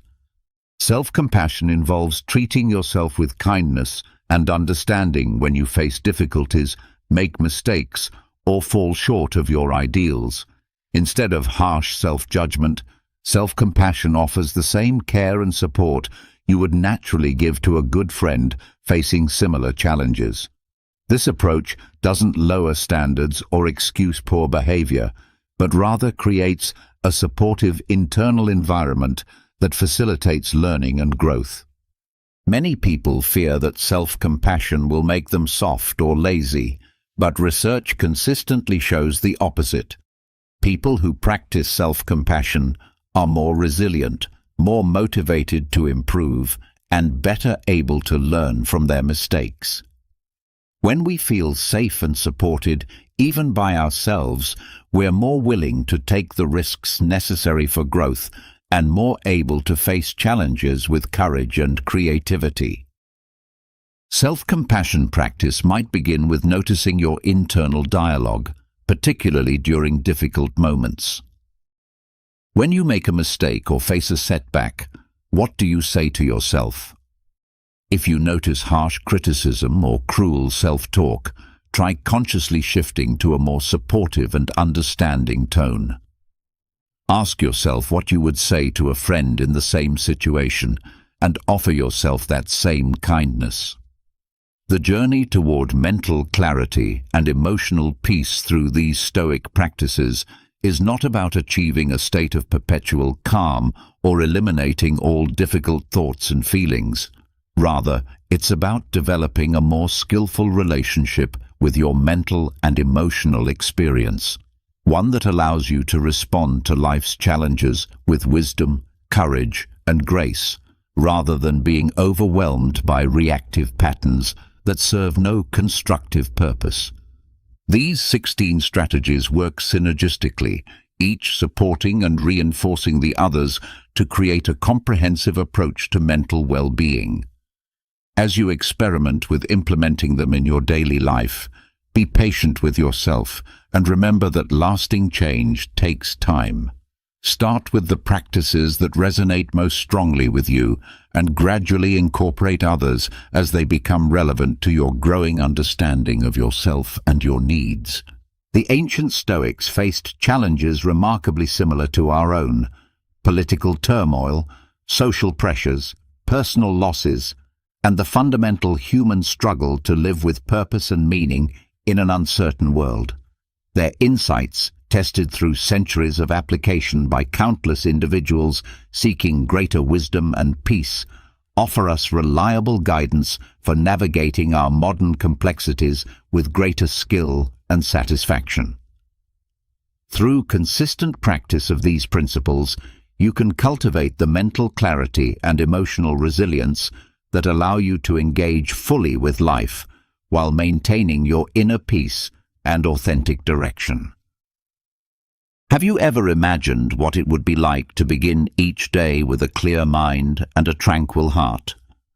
Picture waking up each morning and, instead of immediately worrying about the day's tasks, connecting with thoughts that bring peace and inner strength. This isn't just a pleasant fantasy. It's a practice that has sustained some of history's greatest thinkers and leaders through their most challenging moments. Today, I want to invite you to experience 10 powerful morning meditations rooted in ancient Stoic wisdom that can fundamentally transform how you approach each new day. The impact that these reflections can have on your daily life is profound and far-reaching. As Seneca, one of the most influential Stoic philosophers, once said, "Life, if well lived, is long enough." What does this mean for you personally? Are we truly making the most of each precious moment we're given? Through these carefully crafted morning practices, we can discover together how these meditations can be applied in your daily routine, helping you awaken a serene mind and develop a resilient heart that can weather any storm. Imagine if you could start each day with thoughts that promote calmness, gratitude, and wisdom. How would this fundamental shift change your approach to life's inevitable challenges? The practice of beginning your day with intentional reflection has the power to set the tone for everything that follows, creating ripple effects that extend far beyond those quiet morning moments. These 10 meditations I've selected aren't merely meant to be heard or read. They're designed to be lived, integrated into the very fabric of your daily existence. They represent distilled wisdom from Marcus Aurelius, Seneca, Epictetus, and other great Stoic teachers who faced their own trials and emerged with insights that remain remarkably relevant to our modern struggles. Each practice offers a different lens through which to view your life, your relationships, and your place in the world. The first meditation centers on the fundamental question of purpose, perhaps the most important inquiry any human being can undertake. Imagine beginning each day with a mind that's clear and a heart that's full of genuine purpose. Think about waking up every morning and dedicating just a few minutes to reflect on what truly matters to you in life. This is the transformative power of purposeful meditation, one of the cornerstone practices of Stoicism that can completely revolutionize your existence. When you wake up, carve out a moment of tranquility to connect with your inner self. Sit comfortably, close your eyes, and breathe deeply. With each inhalation, allow your body to calm and your mind to prepare for reflection. Now ask yourself these fundamental questions. What truly matters to me? What is my purpose in this life? These questions, though simple in their construction, carry profound weight and impact. The meditation on purpose isn't about finding an immediate answer. It's an ongoing process of self-discovery and alignment with your deepest values. Initially, your responses might be vague or confusing, but over time, you'll begin to perceive a pattern, a direction that resonates with your essential nature. Purpose acts like a compass for our decisions and actions.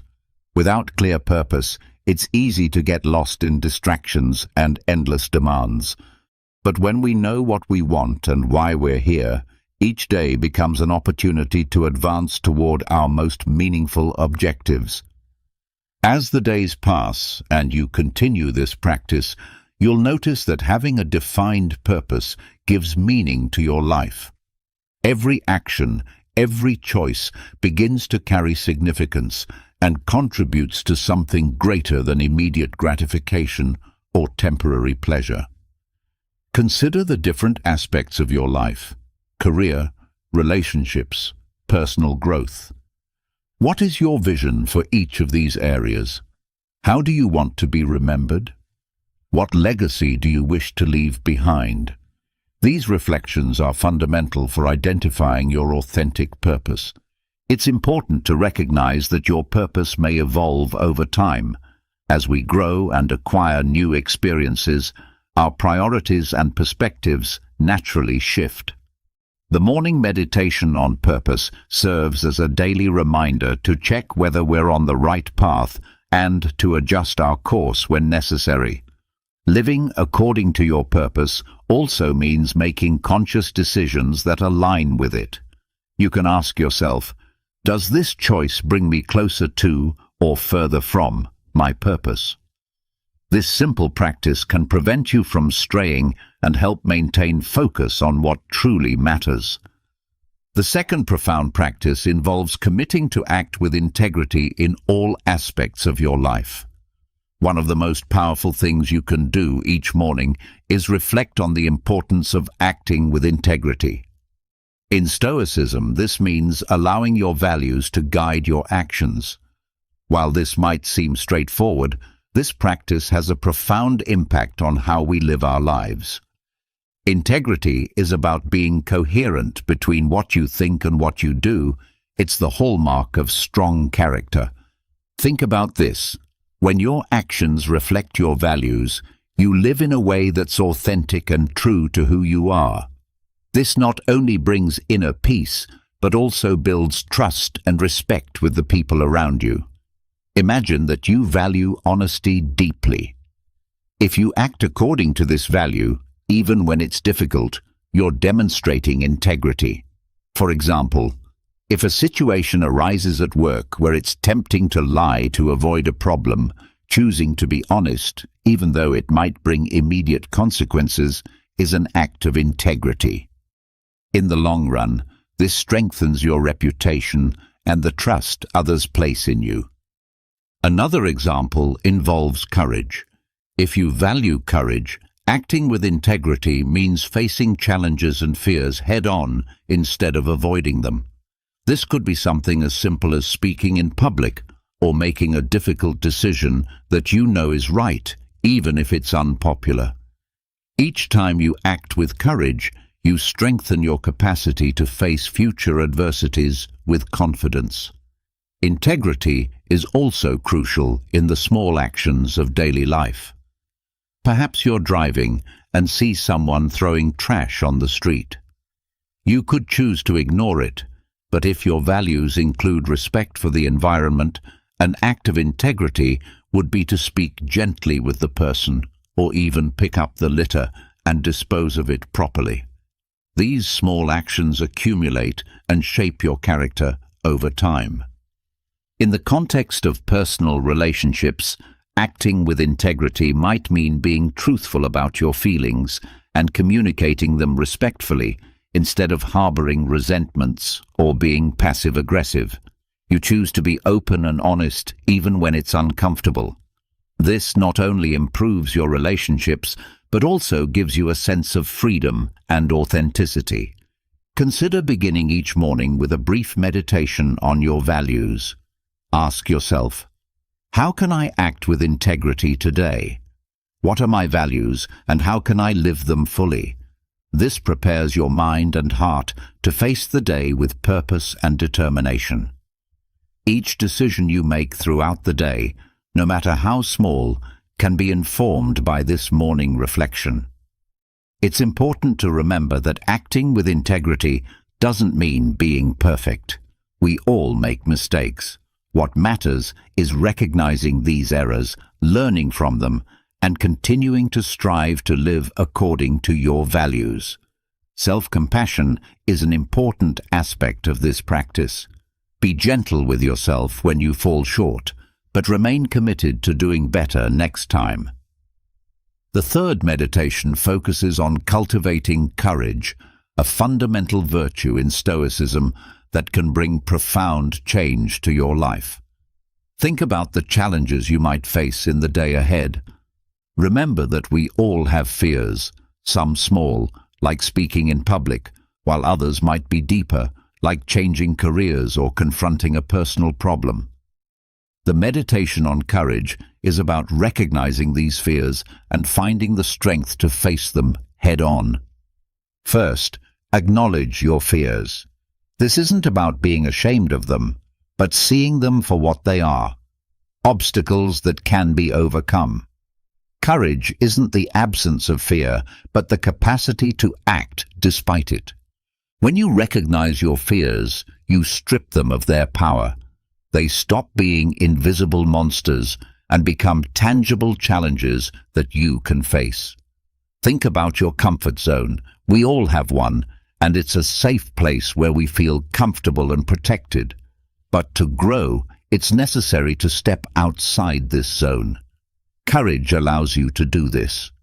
When you venture outside your comfort zone, you discover new opportunities and experiences that can enrich your life. It could be something simple like learning a new skill, or something more significant like making an important decision. Reflect on the benefits of facing your fears. Each time you act with courage, you become stronger. You build confidence in yourself and your capabilities. This confidence is essential for achieving your dreams, regardless of how big or small the challenge might be. Each act of courage brings you closer to your objectives. Seneca, one of the great Stoic philosophers, once said, "Sometimes even to live is an act of courage." Living with courage means not hiding from life's challenges, but facing them directly. It means knowing that regardless of the outcome, the simple act of trying is already a victory. Each morning, as you reflect on courage, you prepare yourself to face the day with determination and strength. The daily practice of courage meditation can transform your life, making you wake up each day with a clear mind and a brave heart, becoming more resilient and capable of dealing with adversities without being shaken. Courage allows you to live a fuller and more authentic life, where you're not controlled by fear, but guided by the determination to achieve your dreams. The fourth practice involves seeking self-knowledge through dedicated reflection on your motivations and emotions. When we speak of seeking self-knowledge, we're referring to dedicating time to reflect on our motivations and emotions. In Stoic meditations, this practice is essential for achieving wisdom and inner peace. But how does this work in practice? Think of your mind as a garden. If you don't tend to it, weeds, which represent negative emotions and thoughts, will take over and suffocate the flowers that represent your peace and happiness. Self-knowledge is the practice of mental gardening, the act of identifying these weeds, understanding why they're there, and working to remove or transform them. Dedicating time to reflect on your motivations means questioning why you act in certain ways. What are your true desires? What are you trying to achieve with your daily actions? Sometimes we might be following a path that doesn't bring us true satisfaction simply because we haven't stopped to ask ourselves what we really want. Stoic meditations suggest beginning each day with a period of silent reflection. Upon waking, reserve a few minutes to be in silence, focus on your breathing, and observe your thoughts and feelings without judging them. This is the moment to connect with your inner self and understand what's happening within you. For example, you might notice that you're feeling anxious about an important meeting at work. By recognizing this anxiety, you can begin to explore its roots. Are you afraid of failing, or perhaps worried about others' judgment? Identifying these hidden motivations is the first step to addressing them in a healthy way. Understanding yourself is the key to wisdom, because when you know your own motivations and emotions, you begin to act more consciously and intentionally. Instead of being carried along by the current of emotions, you become the captain of your own ship, directing your life with clarity and purpose. This practice of self-knowledge helps cultivate resilience. In difficult moments, you'll have a deeper understanding of your strengths and weaknesses, allowing you to deal with challenges more effectively. Stoic philosophy teaches us that we cannot control what happens around us, but we can control how we react to these situations. The foundation of this controlled reaction is self-knowledge. The fifth meditation encourages finding joy in the journey rather than fixating solely on destinations. We're often conditioned to think that happiness is something to be achieved in the future, something that will be waiting for us at the end of a long road. Perhaps you think you'll only be truly happy when you get that promotion, buy your dream house, or reach an important personal goal. However, this vision can blind us to the beauty and opportunities that are right before our eyes, here and now. The Stoics remind us that true joy isn't at some distant point in the future, but in the process, in the journey we take every day. Life is composed of a series of present moments, and it's in these moments that we must find our contentment. This doesn't mean we shouldn't have goals or ambitions, quite the contrary.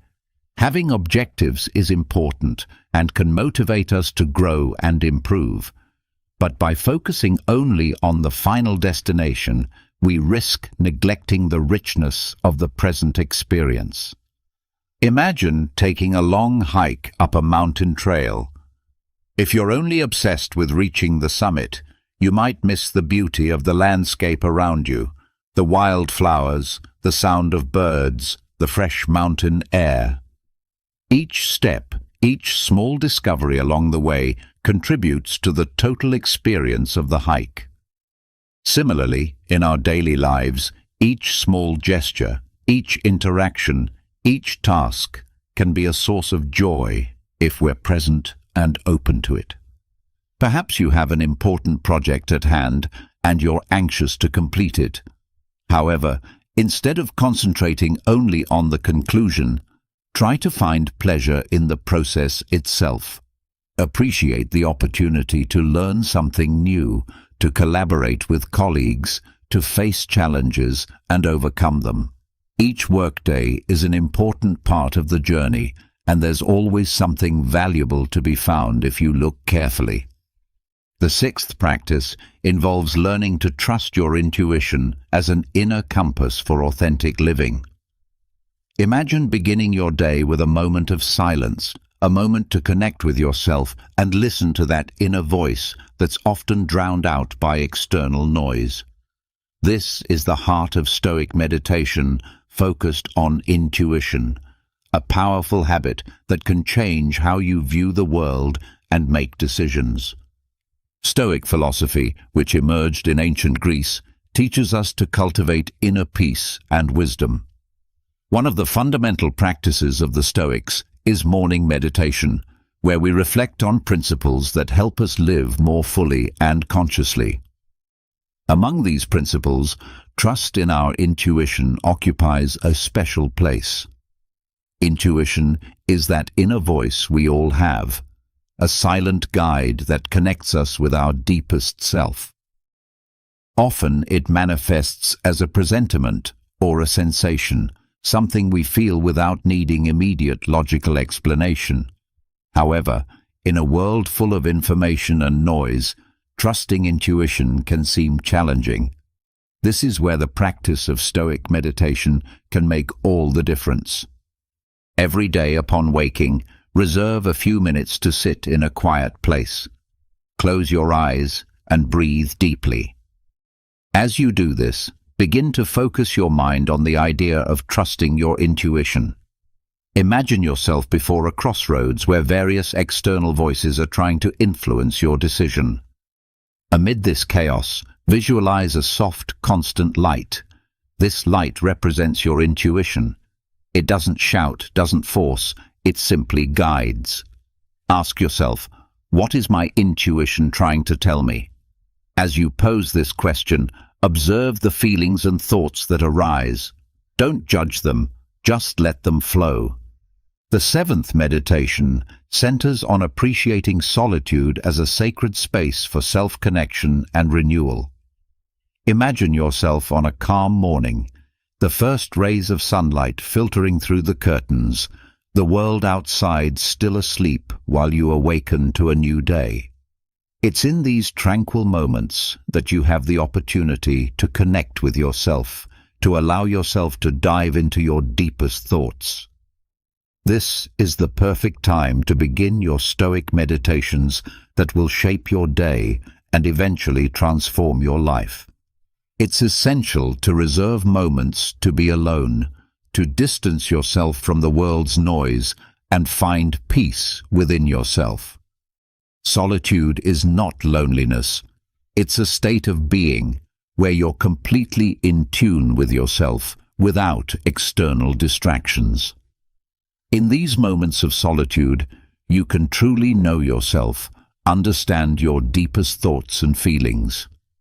Appreciating solitude doesn't mean isolating yourself from the world, but rather taking time for yourself. Even if it's just a few minutes every morning, it can be as simple as waking up a little earlier before everyone around you starts their day, or reserving a quiet moment before sleep. Find a peaceful place where you feel comfortable and safe, and allow yourself to be present in the present moment. When you allow yourself to be alone, you open space for introspection and renewal. It's a moment to reflect on your past experiences, learn from your mistakes, and celebrate your achievements. It's also a time to visualize your future, set goals, and create an action plan to achieve them. In solitude, you find mental clarity and inner peace, which allows you to face the day's challenges with serenity and determination. The eighth meditation focuses on using reason as your guide through emotional turbulence and challenging decisions. Amid the turbulent emotions we face daily, reason acts as our compass, guiding us with clarity and wisdom. We all face situations that awaken intense emotions, whether at work, at home, or in social interactions. Sometimes these emotions can overwhelm us, obscuring our judgment and leading us to make decisions we might regret later. This is where the meditation on reason comes into play. The meditation on reason is about learning to discern between what is real and what is illusory. Begin your day reflecting on this, what is under your control and what isn't. Remember the words of Epictetus, one of the great Stoic philosophers: some things are under our control and others are not. This simple recognition can completely change how you face daily challenges. Reserve a moment every morning to make this distinction. Ask yourself, what are the things I can really control today? Perhaps you can control your attitude, your actions, the way you respond to others. But there are many things beyond your control, like others' behavior, traffic, or the weather. By making this reflection, you begin to cultivate a calmer and more centered mind. You realize it makes no sense to spend energy and time worrying about what you cannot change. Instead, you focus on what's within your reach, doing your best with what you have. The ninth practice involves becoming a source of light and positive influence in the world around you. Each morning is a new opportunity to positively impact others, whether at home, at work, or anywhere you might be. This principle is a cornerstone of Stoic thought and can completely transform how you see the world and how the world sees you. Upon awakening, reserve a moment to reflect on how you can be this light. Reflect. How can I be a positive influence today? The answer doesn't need to be grandiose. Small actions often have the greatest impact. A smile, a word of encouragement, or a gentle gesture can make all the difference in someone's life. Being a source of light also means leading by example. True leadership isn't about power or authority, but about serving with love and compassion. When you act with integrity and treat others with respect and gentleness, you inspire those around you to do the same. This creates a cycle of positivity and kindness that spreads like waves in a lake. The Stoics believed that virtue is the only true wealth. By being a source of light, you cultivate virtues like wisdom, justice, courage, and temperance. These are qualities that not only improve your own life, but also elevate others. The final meditation involves practicing conscious observation of your thoughts, emotions, and actions without judgment. The meditation of observation is a fundamental practice for anyone who desires to live according to Stoic principles. This practice involves observing your thoughts, emotions, and actions without judgment. It might seem simple, But the depth of this practice can bring great changes in how you live and interact with the world. When you wake up in the morning, reserve a few minutes to sit in a quiet place. Close your eyes and breathe deeply, focusing only on your breathing. Allow yourself to be present here and now. As your mind begins to calm, start observing your thoughts. Don't try to control or block them, just observe.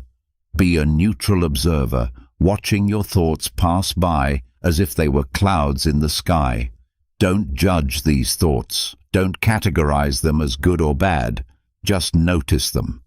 This process of non-judgmental observation is crucial because it allows you to become aware of your mental patterns without becoming emotionally involved with them. For example, you might notice that you frequently think about work worries or situations that cause you anxiety. By simply observing these thoughts without engaging with them, you begin to understand that they are just thoughts, not necessarily reflections of reality. This gives you the opportunity to choose how to respond to them more consciously and deliberately. The observation of emotions works similarly. When you feel an emotion like anger or sadness, allow yourself to feel that emotion without judgment. Recognize it and observe how it affects your body and mind. Perhaps you feel tension in your shoulders when you're angry, or tightness in your chest when you're sad. By observing these physical sensations without judging them, you learn to be present with your emotions without being dominated by them. This practice isn't limited to meditation moments alone. Throughout the day, continue observing your thoughts and emotions. If you notice you're becoming irritated in a situation, stop for a moment and observe this irritation. Ask yourself where it comes from and whether it's really worth investing energy in it. Often, just this moment of pause and observation is enough to dissipate the negative emotion. The observation of actions is also essential. We often act automatically without thinking about the consequences of our actions. By practicing conscious observation, you begin to perceive these automatic moments and have the opportunity to act more deliberately. If you notice you have the habit of responding impulsively to criticism, for example, conscious observation can help you take a moment to breathe and respond more thoughtfully. The meditation of observation, when practiced regularly, can lead to greater self-awareness and self-control. You begin to see your mental and emotional patterns with more clarity and can make more conscious choices about how to respond to them. This not only improves your emotional well-being, but also the quality of your interactions with others. As you incorporate these meditations into your morning routine, you'll be strengthening yourself not only to face the day with serenity and wisdom, but also to cultivate a resilient mindset centered on Stoic values. Let each morning become a new opportunity not only for personal growth, but also for alignment with the teachings of the great Stoic masters, transforming each challenge into a chance for inner improvement and positive contribution to the world around you. The beauty of these practices lies not in their complexity, but in their profound simplicity and the cumulative power they hold when practiced consistently. Each meditation builds upon the others, creating a comprehensive framework for living that addresses every aspect of human experience, from our relationship with ourselves to our interactions with others, from how we handle success to how we navigate failure, from our quiet moments of reflection to our most challenging decisions. The transformation that comes from these practices is both subtle and profound. You may not notice dramatic changes immediately, but over weeks and months of consistent practice, you'll find that your responses to life's challenges become more measured, your sense of purpose becomes clearer, and your capacity for joy and peace expands significantly. The ancient Stoics understood that wisdom is not gained through intellectual study alone, but through the daily practice of living according to philosophical principles. These morning meditations serve as daily reminders of what it means to live well, to respond rather than react, to choose our attitudes regardless of external circumstances, and to find meaning and purpose in the simple act of being human. They remind us that each new day brings fresh opportunities to practice virtue, to contribute positively to the world around us, and to align our actions with our deepest values and aspirations. Through this consistent practice of morning reflection and intention setting, you join a tradition that stretches back over 2 millennia, connecting you with countless individuals who have found in Stoic wisdom a reliable guide for navigating life's complexities with grace, courage, and inner peace. Life presents us with an undeniable truth that cuts to the very core of human experience. People come and go from our lives like seasons changing, each bringing their own unique weather patterns that can either nourish our souls or leave us feeling devastated in their wake. We form bonds with others, build intricate connections that seem unbreakable, and often anchor our entire emotional well-being to these relationships. Yet what happens when these carefully constructed bonds suddenly fracture? How do we navigate the treacherous waters of emotional upheaval when someone who once occupied a central space in our heart no longer shares that sacred ground with us? Perhaps even more challenging is the realization that arrives like a cold dawn, the recognition that our emotional investment was never truly reciprocated, that we were pouring our hearts into a vessel that was already overflowing with indifference.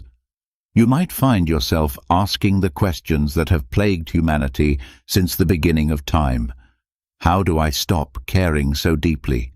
Can I truly detach emotionally without losing an essential piece of who I am? Is it possible to protect my heart without building walls so high that I can no longer experience genuine connection? These are the profound questions that have led countless individuals to seek wisdom in the ancient philosophy of Stoicism, particularly in the teachings of Marcus Aurelius, the philosopher-emperor who ruled Rome while simultaneously ruling his own inner world with remarkable discipline and insight. The Stoics were not cold, emotionless beings, as popular misconceptions might suggest. Rather, they were masters at understanding the full spectrum of human emotions, not by avoiding them or suppressing them, but by learning how to balance their grip on our lives and redirect their power toward constructive ends. Emotional detachment, as understood through the Stoic lens, is not about becoming cold, indifferent, or disconnected from the rich tapestry of human experience. It is not about building impenetrable walls around your heart or numbing yourself to life's beautiful and painful moments. Instead, it represents a profound shift in perspective, a way of regaining the power to act with clarity, wisdom, and inner peace, regardless of the external circumstances that swirl around us like autumn leaves in a windstorm.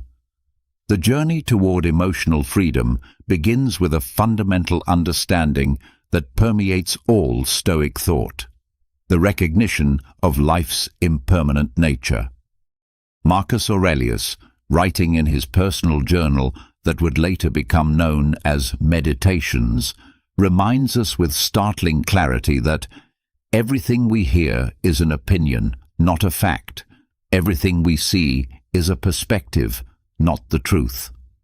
This profound observation strikes at the heart of our emotional attachments, revealing how often we cling desperately to our personal perspective of someone, a carefully constructed narrative we create about their importance in our life, their role in our happiness, and their permanence in our world.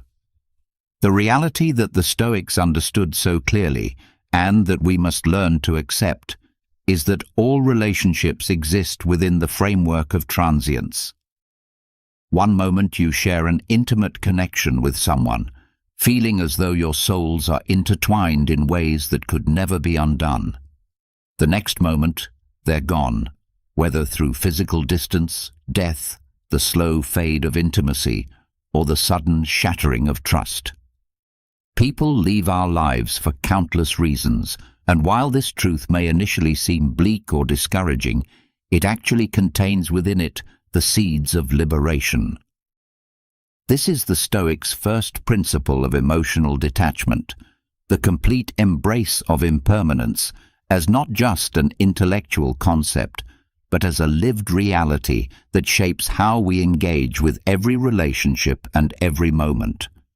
When you truly realize, not just understand intellectually, but feel in your bones that no connection is guaranteed to last forever, you become infinitely more conscious of the present moment. You stop taking for granted the people who are currently in your life, and you simultaneously stop clinging so desperately to those who are no longer serving your highest good. Have you ever tried holding on to a handful of sand at the beach, watching as you squeeze your fist tighter and tighter, only to see the grains slip through your fingers with increasing speed? This simple experience illustrates a fundamental law of existence that applies just as powerfully to human relationships.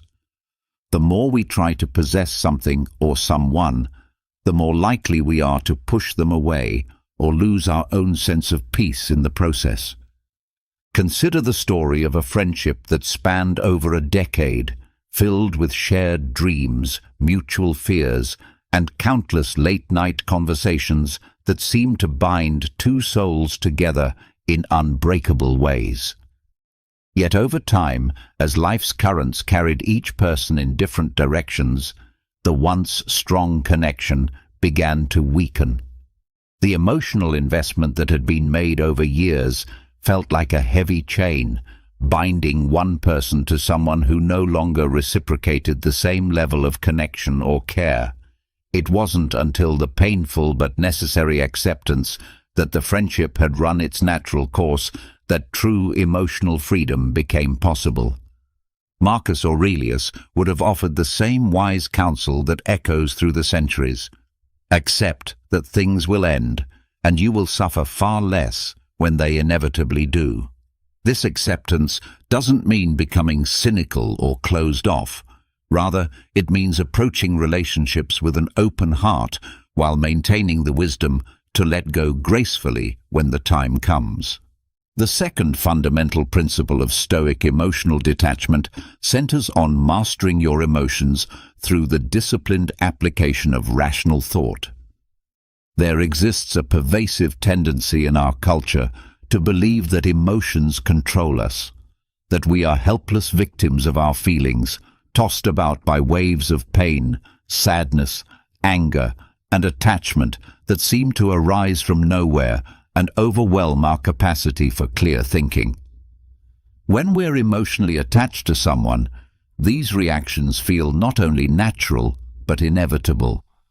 However, here lies a truth that can be difficult to accept, but is ultimately liberating. Emotions are not reality itself, but rather products of our thoughts, beliefs, and interpretations of events. Marcus Aurelius and the Stoic philosophers held a deep, unwavering belief in this principle that forms the foundation of all emotional mastery. We are not at the mercy of our emotions. Rather, our emotions are at the mercy of our thoughts. The mind, when properly trained and directed, holds absolute power over how we respond to the world around us. As Marcus Aurelius wrote with characteristic clarity, "You have power over your mind, not outside events. Realize this, and you will find strength." Emotional detachment begins with this profound realization. Your mind possesses the remarkable ability to govern your emotional state. The thoughts you choose to think about someone can either ignite a devastating storm of feelings that leaves you emotionally shipwrecked, or they can pacify that same storm, bringing calm waters and clear skies to your inner landscape. This is not about suppressing emotions or pretending they don't exist, but rather about understanding their true source and learning to direct them consciously. Imagine you're navigating the choppy waters of a difficult breakup, feeling emotionally shattered and replaying conversations endlessly in your mind. You find yourself overanalyzing every detail, asking torturous questions like, "Why did this happen?" or "How could they move on so easily?" The Stoic response to this mental torment is to shift your focus entirely. Instead of allowing your emotions to control your thoughts, you ask different questions. What are the actual facts here, stripped of my emotional interpretation?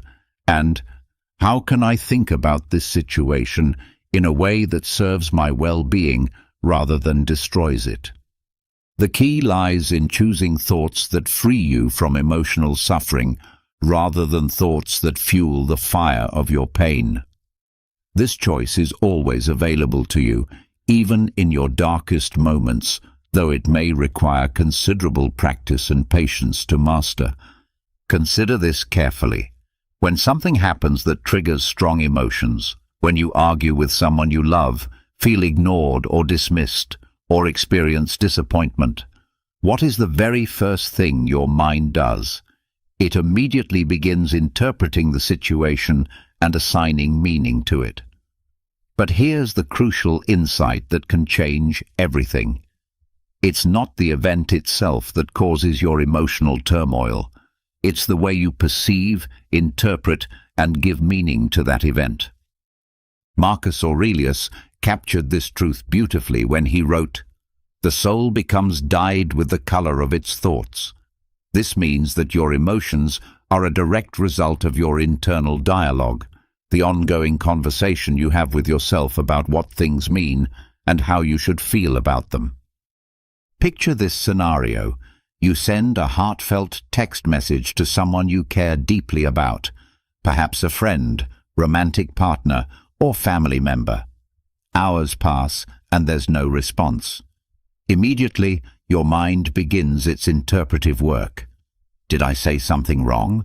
Are they angry with me? Do they not care about me anymore? With every passing minute, the emotions build like storm clouds gathering on the horizon. First a slight concern, then frustration, perhaps escalating to anxiety or even anger. But what's the actual truth of the situation? Is it the delay in their response that's causing your emotional storm, or is it your interpretation of their silence? The Stoic response is to challenge that automatic emotional reaction with clear, rational thought. What are the verifiable facts? The fact is that they haven't responded yet. Everything beyond that single fact is pure speculation, mental storytelling that may have absolutely no basis in reality. Instead of allowing your emotions to spiral into chaos, you can choose to pause. You can recognize that your feelings of anxiety, rejection, or anger are not rooted in what actually happened, but in the story your mind has constructed about what their silence means. Marcus Aurelius offers this invaluable advice. Question your thoughts rather than simply accepting them as truth. This principle played out powerfully in a personal experience where a close friend suddenly stopped responding during an important conversation. Initially, the silence seemed insignificant, but as hours passed, a creeping unease began to take hold. Maybe they're upset with me, came the thought. Maybe I said something wrong. By the time night fell, the mental narrative had escalated to the point where the friendship seemed to be on the brink of collapse. Emotions ran wild, worry, guilt, frustration, all building on a foundation of pure speculation. But when the focus shifted to examining what was actually happening rather than what might be happening, a crucial realization emerged. Nothing had actually happened. The friend had simply gotten busy, and when contacted calmly the next day, they responded without any issue, completely unaware of the emotional storm that had been self-generated.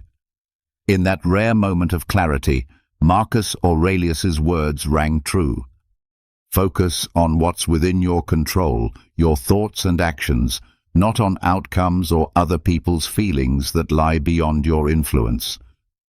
The third principle that can revolutionize your approach to emotional attachment involves a practice that might initially seem counterintuitive or even counterproductive: negative visualization.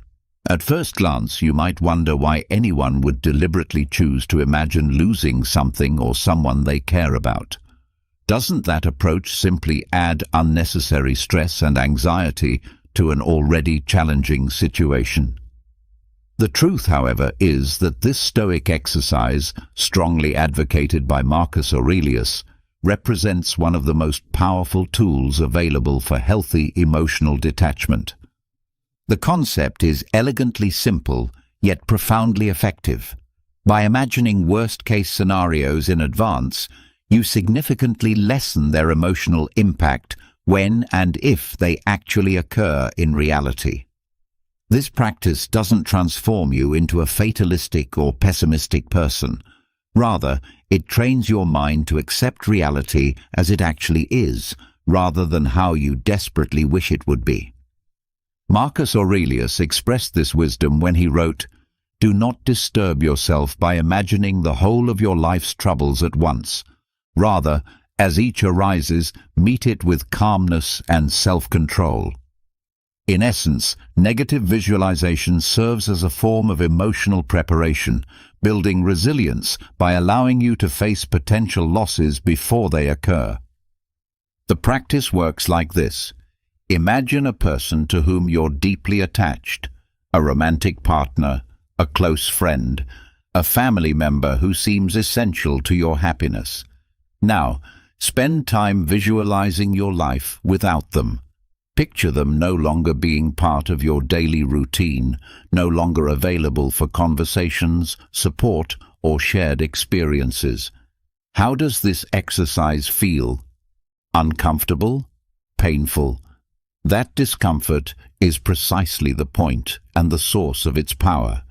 The Stoics believe that by facing the emotional discomfort of loss within the safety of your own mind, you reduce its power to completely devastate you when loss inevitably occurs in real life. This isn't about becoming callous or preparing for the worst. It's about building the emotional resilience needed to navigate life's inevitable changes with grace and strength. Consider the experience of someone whose best friend was considering moving to another country. They had been practically inseparable for years, and the thought of physical separation across an ocean filled every fiber of their being with dread. But rather than suppressing that fear or trying to convince their friend to stay, they chose to embrace the discomfort through negative visualization. Every day, they would spend time imagining what life would be like without their friend's physical presence. They pictured themselves going through daily routines, hanging out with other friends, and finding joy in new experiences and relationships. By the time the friend actually made the move, the emotional preparation had done its work. The loss still carried sadness. That's natural and healthy. But there was no devastating blow, no sense of being blindsided by grief or crushing loneliness. The imagined loss had been mentally rehearsed, and that preparation made all the difference between drowning in sorrow and swimming through it with dignity. Another crucial aspect of negative visualization involves recognizing that loss is simply a natural, unavoidable part of the human experience. Everything and everyone you cherish will one day be gone, either through separation, fundamental change, or death. This isn't meant to be a morbid or depressing thought, but rather a deeply liberating one. When you stop expecting permanence from inherently impermanent things, you stop feeling entitled to have things remain exactly as they are. And when you release that sense of entitlement, the fear of loss begins to diminish significantly. Consider how this applies to romantic relationships. Most people enter relationships with the unconscious assumption that they will last forever. They don't plan for things to end. They don't prepare emotionally for the possibility of separation.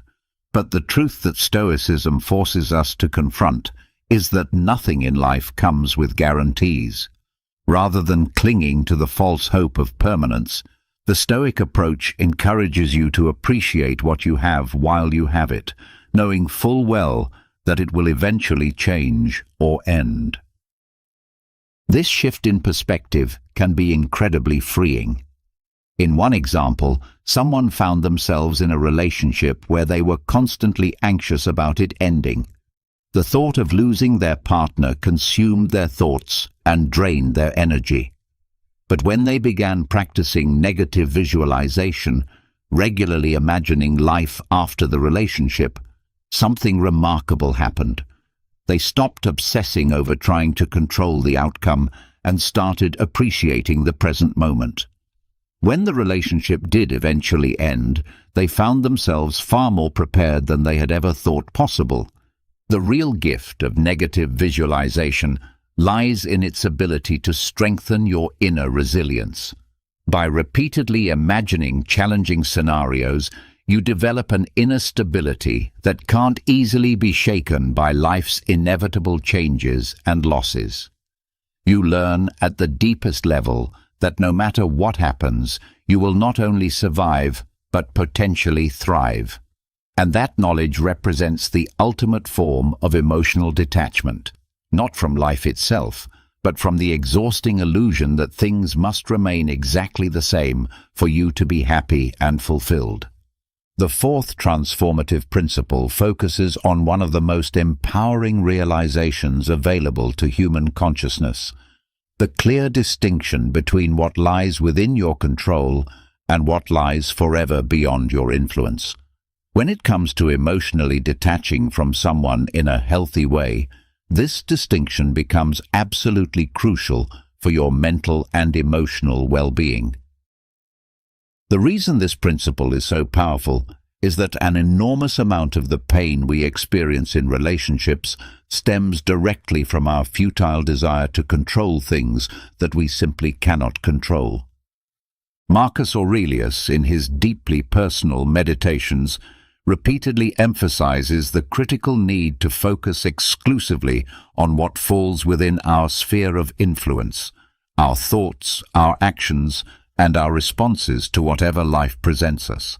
Everything else, other people's behavior, feelings and decisions, the outcomes of situations we're invested in, the passage of time and its effects, exists completely outside our control.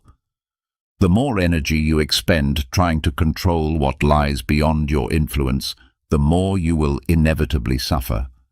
Emotional detachment, when properly understood, is not about coldly distancing yourself from others or building walls around your heart. Rather, it's about releasing your attachment to outcomes you cannot dictate while maintaining your capacity for genuine care and connection. When you're deeply attached to someone, whether romantically, platonically, or within family dynamics, it's completely natural to want to influence how they feel about you.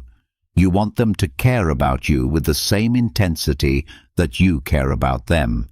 You want them to appreciate your efforts, reciprocate your affection, and treat you with the respect and consideration you believe you deserve.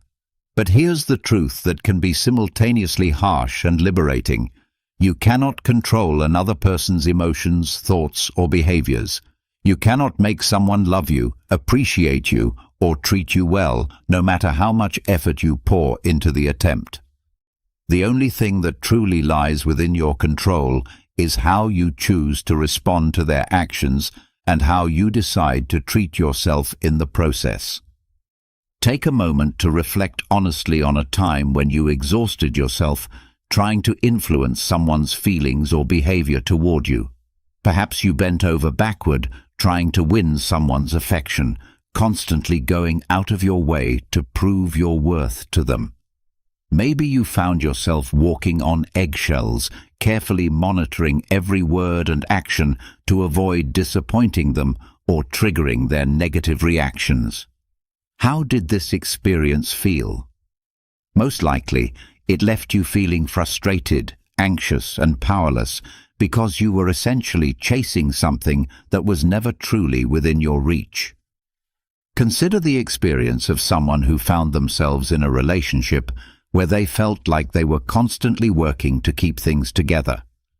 No matter how much effort they invested, planning thoughtful dates, sending caring messages, being emotionally available and supportive, it felt like they were always one step behind their partner's emotional needs and expectations. When their partner would become distant or withdraw, they would try even harder, creating an exhausting cycle of endless anxiety because they were attempting to control how their partner felt about them and the relationship. The breakthrough came when they finally began embracing the Stoic principle of focusing only on what they could actually control: their own actions, their self-worth, and their response to the situation. They realized they couldn't make their partner love them more or treat them better.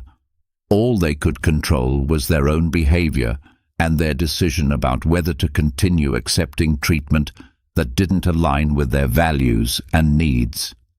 In that moment of clarity, they chose to emotionally detach, and the relief that came from releasing that impossible burden was profound and immediate. One of the most liberating realizations you can embrace is what might be called emotional autonomy. The understanding that your happiness, peace of mind, and emotional stability do not depend on someone else's behavior or feelings toward you. When you place your emotional well-being in another person's hands, you essentially give away your power to them. You become a prisoner to their actions, moods, and decisions, riding an emotional roller coaster that you have no ability to control. Imagine you're in a friendship where you constantly feel sidelined and undervalued. Your friend doesn't make time for you the way they used to, and you find yourself feeling neglected and hurt.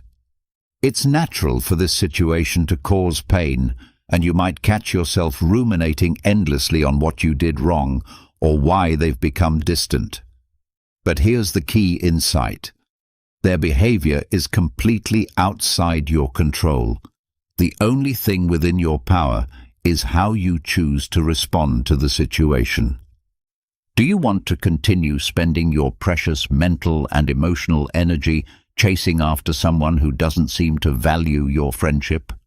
Or would you prefer to focus on nurturing the relationships and activities that genuinely bring you joy and fulfillment?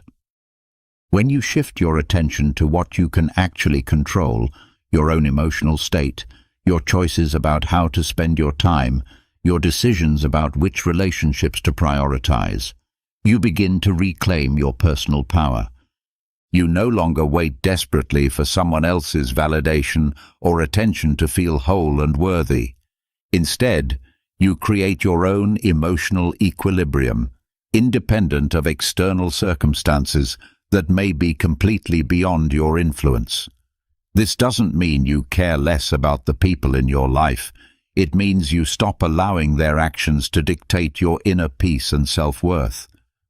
The journey toward emotional freedom often involves recognizing patterns where you've given too much power to how others treat you. If they were distant or dismissive, you felt unworthy and questioned your value. If they were warm and attentive, you felt validated and valued. This creates an exhausting emotional dependency where your sense of self rises and falls based on other people's behaviors and moods. But when you begin applying Stoic principles consistently, you can make a conscious decision to stop tying your self-worth to how others act toward you. you begin focusing on cultivating your own emotional well-being independent of their behavior. This doesn't mean you care less about people. It means you stop letting their actions dictate whether you feel peaceful, confident, and content. The ultimate goal of healthy emotional detachment isn't indifference or emotional numbness. It's acceptance. Acceptance that life is inherently unpredictable, that people are complex and changeable, and that no matter how much you might wish otherwise, you cannot control everything that happens to you. What you can do is accept things as they actually are, rather than as you wish they would be. When you're dealing with a painful breakup, for instance, you might feel lost, hurt, and overwhelmed by the situation. Your mind naturally races with questions. What if I had done something differently? Why did this happen? Can I somehow fix this? These are understandable questions, but they're rooted in a desire to control something that has already happened, a wish to reverse or change an outcome that is now part of your history. Instead of tormenting yourself with endless what-if scenarios, the Stoic response is to accept the reality of your situation. Marcus Aurelius teaches us that the impediment to action advances action. What stands in the way becomes the way. In other words, the obstacles and challenges we face are not roadblocks to our growth and happiness. They are opportunities to develop strength, wisdom, and resilience. When you accept what lies outside your control, you stop wasting precious energy trying to change the past or manipulate other people's feelings and decisions.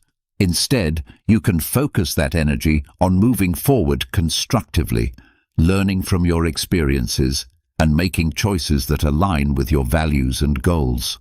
This principle was tested during one of life's most challenging periods, the sudden and painful loss of a relationship that had seemed solid and secure. Initially, the mind was consumed with a desperate desire to understand why it happened and what could have been done differently. But gradually, the realization emerged that the only path to genuine peace lay in accepting the situation exactly as it was, not as it was wished to be. The past couldn't be changed, and the other person's feelings couldn't be controlled or manipulated. The only thing that could be controlled was the response to that loss. Instead of clinging desperately to what was gone, the choice was made to embrace the present reality. In that acceptance, strength was found. Not the strength to change what couldn't be changed, but the strength to move forward with grace and dignity. The fifth and final principle involves learning to reflect on the bigger picture when you find yourself deeply entangled in the intense emotions of a relationship or difficult situation. It's remarkably easy to lose all sense of perspective when you're in the thick of emotional turmoil. Stoic philosophy, particularly through the profound teachings of Marcus Aurelius, encourages us to regularly step back from our immediate concerns and reflect on the grander scheme of existence. Marcus Aurelius frequently emphasized that our troubles, fears, and obsessive desires are merely fleeting moments in the vast expanse of time and space. By adopting this broader perspective, emotional detachment becomes not only possible, but natural. This practice involves asking yourself penetrating questions that shift your focus from immediate emotional chaos to a higher level of reflection. Will this pain truly matter in 5 years? Does this person actually define my entire existence and worth as a human being? Am I allowing temporary circumstances to overshadow the bigger picture of my life?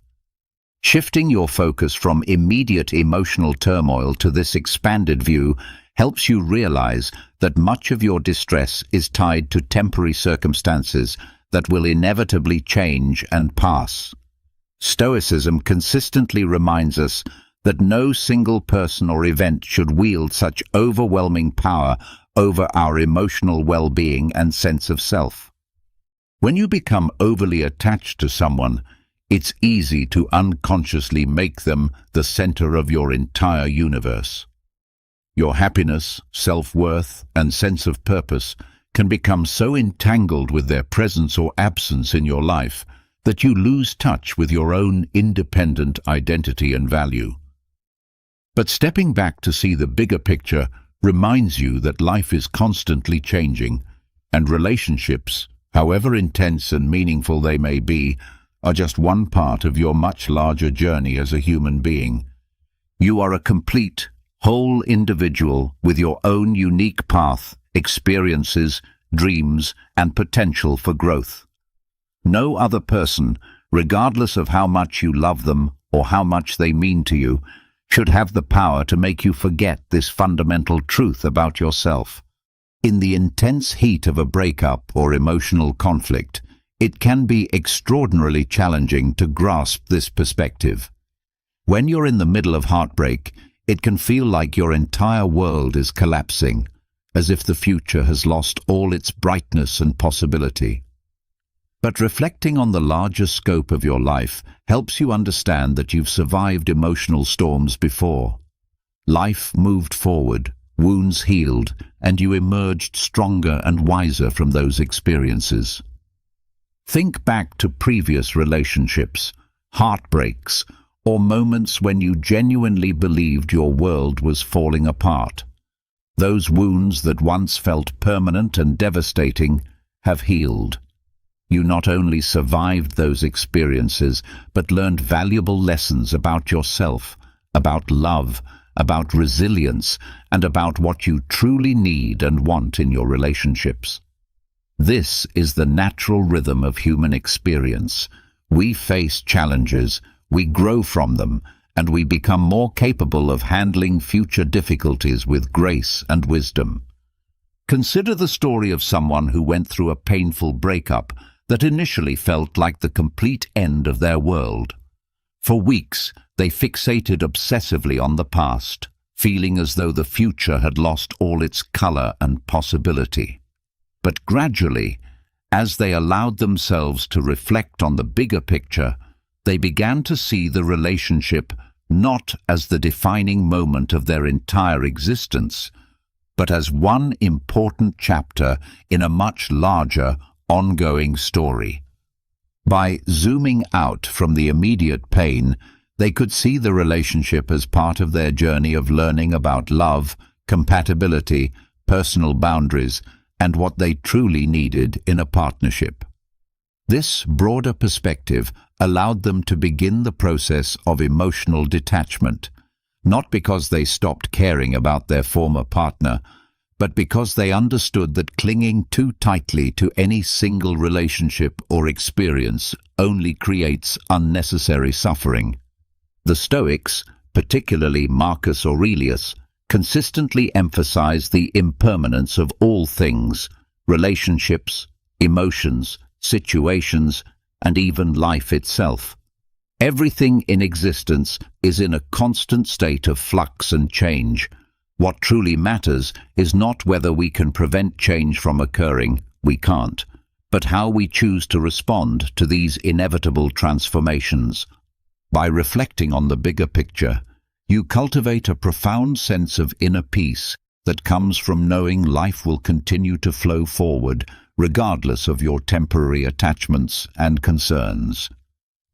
This broader perspective allows you to emotionally detach in the healthiest possible way, not because you become apathetic or disconnected, but because you understand that clinging too tightly to fleeting experiences only leads to unnecessary suffering.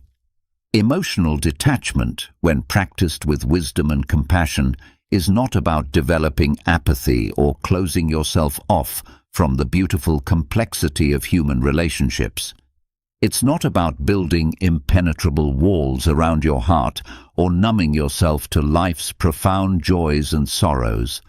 Instead, it's about building genuine resilience and gaining conscious control over how you respond to life's inevitable changes and challenges. The path that Stoicism offers is not a quick fix or an easy escape from the complexities of human emotion. Rather, it provides a sustainable way to inner peace and emotional freedom. By embracing the impermanence that characterizes all of life, mastering your emotions through the disciplined application of rational thought, practicing negative visualization to build resilience, focusing exclusively on what lies within your control, and regularly reflecting on the bigger picture of your existence, you discover that emotional detachment is actually an act of profound self-liberation. This approach frees you from the exhausting cycle of trying to control outcomes that were never yours to control in the first place. It releases you from the burden of making your happiness dependent on other people's choices, feelings, and behaviors. It allows you to love deeply while holding lightly, to care genuinely while maintaining your emotional independence, and to engage fully with life while remaining unshaken by its constant changes. The next time you find yourself gripping too tightly to someone or something, pause and ask yourself this fundamental question: do I control my emotions, or do they control me? The answer to this question will reveal whether you're living as a prisoner to external circumstances or as a free person who chooses their responses consciously and deliberately. Emotional freedom awaits those who possess the courage to let go, not of love itself, but of the desperate need to control and possess. In that letting go, you don't lose anything essential. Instead, you gain something infinitely more valuable, the unshakable peace that comes from knowing that your well-being, your worth, and your capacity for joy come from within yourself and cannot be taken away by any external circumstance or any other person's choices. Have you ever wondered if the secret to transforming your life's biggest challenges into your greatest opportunities might have been discovered over 2,000 years ago? Imagine possessing the ability to face life's inevitable storms with a calm so powerful that nothing could shake your inner peace. This might sound like a superpower reserved for comic book heroes, but it's not merely a fantasy or an impossible dream. This ancient wisdom represents a time-tested philosophy that remains as practical and relevant today as it was in the bustling markets and marble halls of ancient Rome and Greece. Stoicism, often misunderstood as a philosophy of emotional suppression or cold indifference, actually teaches us something far more profound and liberating. While we cannot control every aspect of our external circumstances, we possess absolute power over how we choose to respond to those circumstances. In today's world, where uncertainty seems to be the only constant and change arrives at an ever-accelerating pace, these ancient teachings could very well be the anchor we've all been desperately searching for in the turbulent waters of modern existence. What if I told you that Stoicism is fundamentally more about purposeful action than passive thought? It's about consciously choosing to live a life filled with genuine purpose, unshakable resilience, and authentic happiness, regardless of what unpredictable circumstances life decides to throw your way.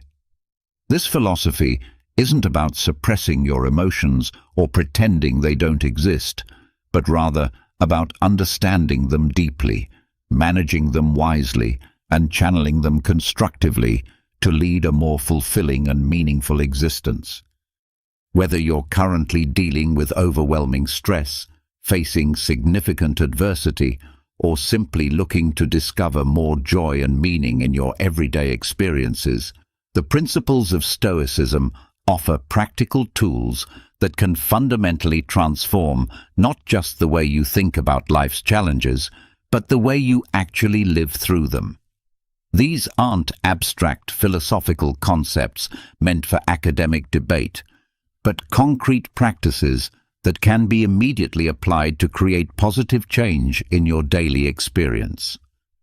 The foundation of Stoic wisdom begins with a revolutionary shift in perspective that can turn frustration and helplessness into empowerment and peace of mind. Have you ever found yourself trapped in traffic, fuming over delays that are completely beyond your control, or scrolling through social media only to become upset over negative comments that strangers have left? These scenarios happen to all of us, and they represent the small but persistent tests that challenge our mood and peace of mind throughout each day. Here's where Stoicism offers a game-changing perspective that can transform these everyday irritations into opportunities for growth and inner strength. The great Stoic philosopher Epictetus, who understood suffering intimately, having been born into slavery, once said that it's not what happens to you, but how you react to it, that truly matters.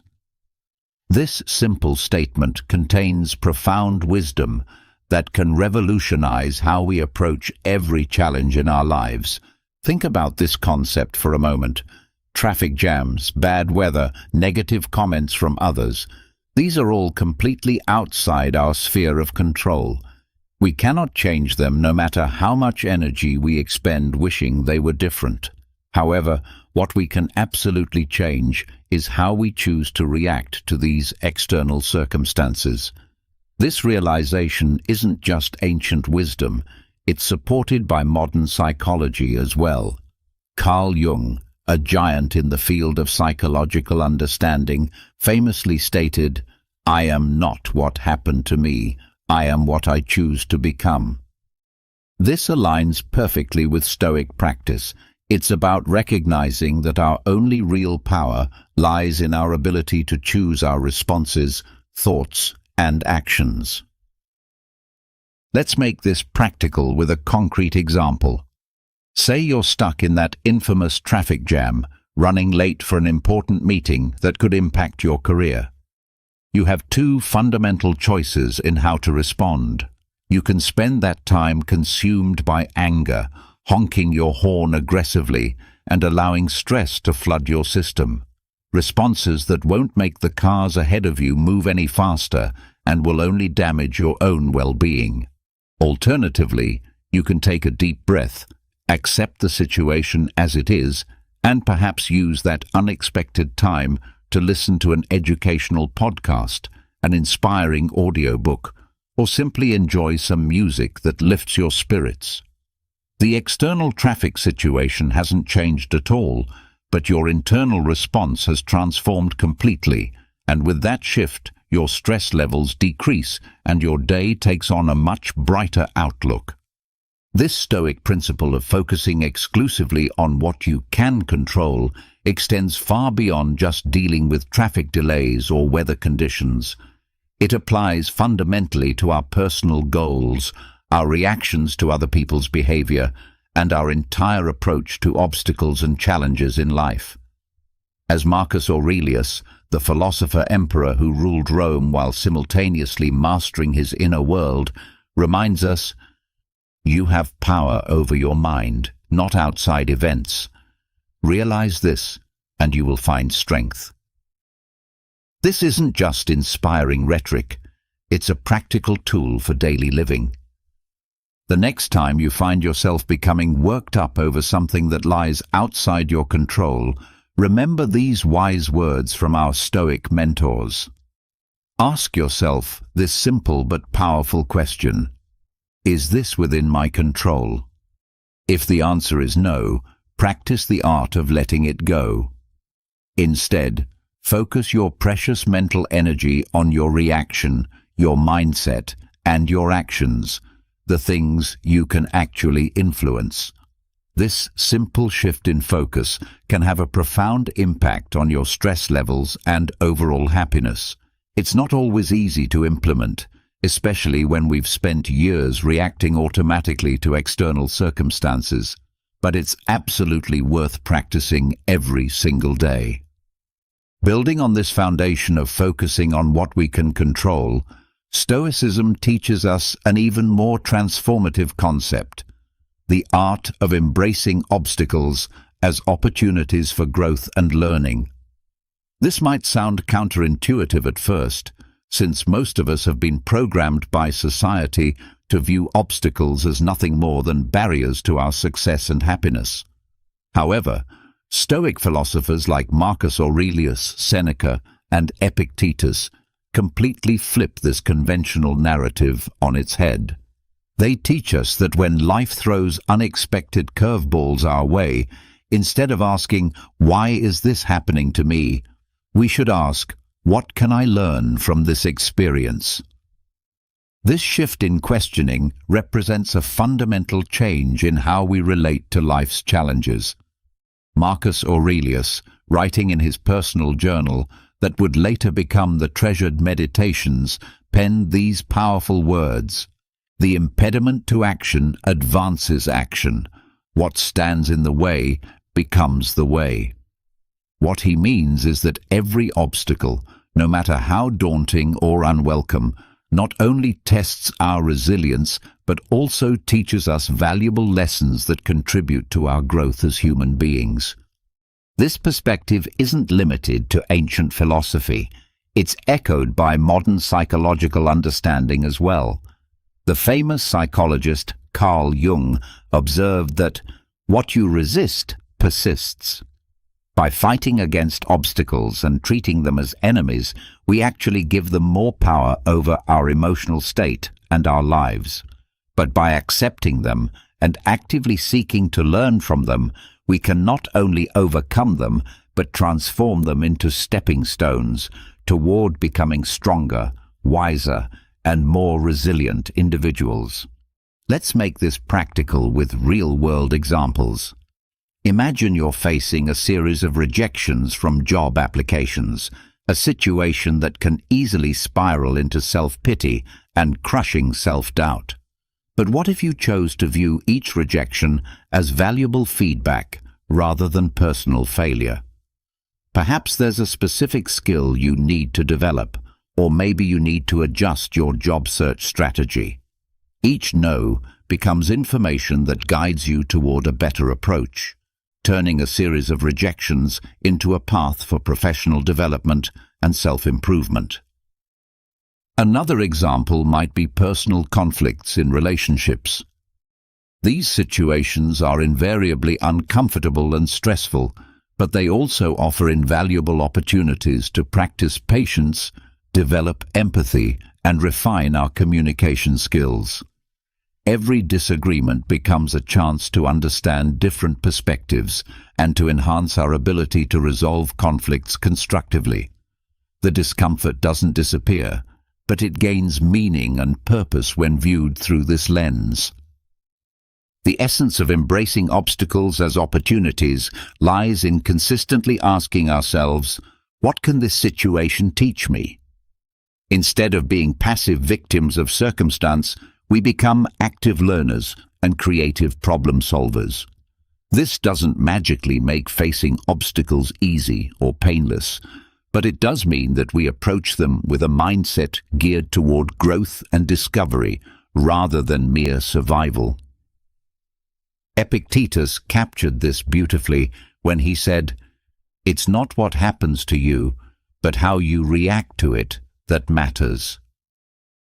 This is truly the heart of Stoicism, the ability to see beyond the immediate pain or frustration of an obstacle and discover the lessons and opportunities it presents for our development as human beings.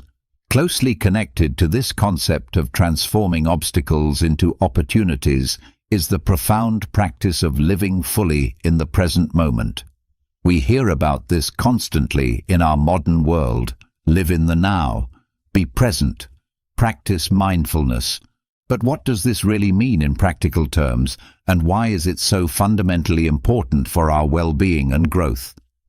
Living in the present moment means fully embracing and experiencing where you are at this very second, rather than allowing your mind to wander off into worries about tomorrow's uncertainties or regrets about yesterday's mistakes. It's about recognizing that life, with all its beauty, challenges and surprises, happens exclusively in the now.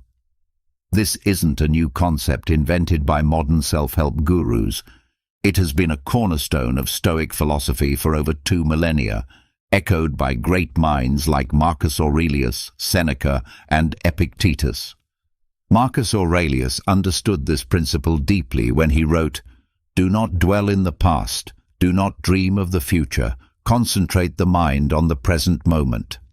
He recognized that the power of living in the present lies in its ability to ground us, clear our minds of unnecessary distractions, and allow us to appreciate the richness of life as it actually unfolds, rather than as we imagine it should unfold.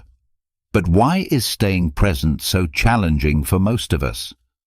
Our minds are often cluttered with a constant stream of thoughts, worries about what might happen next, replaying conversations or events that have already occurred, planning for future scenarios that may never materialize. This constant mental noise pulls us away from the beauty and potential that exists right here, right now. As Carl Jung put it, the least of things with a meaning is worth more in life than the greatest of things without it. Living in the present moment gives profound meaning to even the smallest everyday experiences, enriching our lives beyond what we might have imagined possible. Aristotle spoke about the importance of being mindful of the present as a pathway to achieving eudaimonia, a state of being happy, healthy, and prosperous in the deepest sense. He believed that by focusing our attention on the here and now, we could live more virtuously and make the most of our human experience, extracting meaning and joy from ordinary moments that we might otherwise overlook. So how can we practically cultivate this habit of living in the present?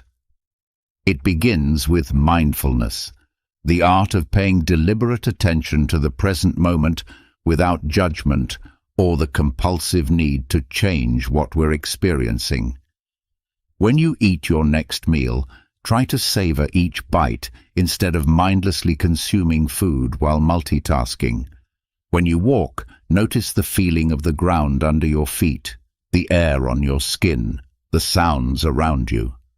When someone is speaking to you, listen actively and fully, instead of planning what you're going to say next or thinking about other things. These simple acts of mindfulness consistently bring us back to the present, making our lives richer, more meaningful, and more satisfying. Seneca offered this wisdom: true happiness is to enjoy the present without anxious dependence upon the future.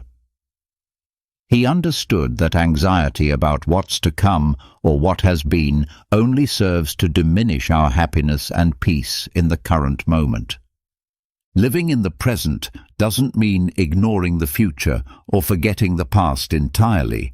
Rather, it's about finding a healthy balance where we learn from our past experiences and plan thoughtfully for our future, without allowing those activities to consume and overshadow our present experience. It's in this balance that we discover genuine peace and contentment. This practice of present moment awareness naturally leads us to another crucial Stoic principle: the development of authentic self-discipline. The word self-discipline might initially bring to mind images of rigid schedules, harsh restrictions, and a life devoid of enjoyment, but this perception misses the true beauty and power of what self-discipline actually represents. Self-discipline is not about restricting your life or punishing yourself. It's about empowering yourself to make choices that align with your deepest values and long-term aspirations. It's about consistently choosing what's right for you, not what's merely easy or immediately gratifying in the moment. At its core, building genuine self-discipline is about achieving mastery over ourselves, the ability to say yes to things that truly serve our well-being and growth, and no to things that don't, even when making those choices requires effort or temporary discomfort. Whether it's maintaining a consistent exercise routine, saving money instead of making impulse purchases, or choosing to work on an important project instead of getting lost in endless entertainment, these choices might not deliver instant gratification, but they pave the way for long-term satisfaction, genuine achievement, and deep fulfillment. Marcus Aurelius understood this principle when he wrote, "You have power over your mind, not outside events. Realize this, and you will find strength." This powerful statement highlights the essence of self-discipline. It's about maintaining control over our impulses, emotions, and actions, despite the external temptations and distractions that life constantly presents to us. Seneca offers additional wisdom on this subject, advising us to be steadfast and control our desires rather than being controlled by them. He understood that true freedom, the kind that no external circumstance can take away, comes from within, from our ability to govern ourselves and our appetites according to our values rather than our momentary impulses. But why is self-discipline so fundamentally important for a fulfilling life? Aristotle provides insight into this question. He believed that we achieve excellence and virtue through habit, through consistently making choices that reflect our highest values.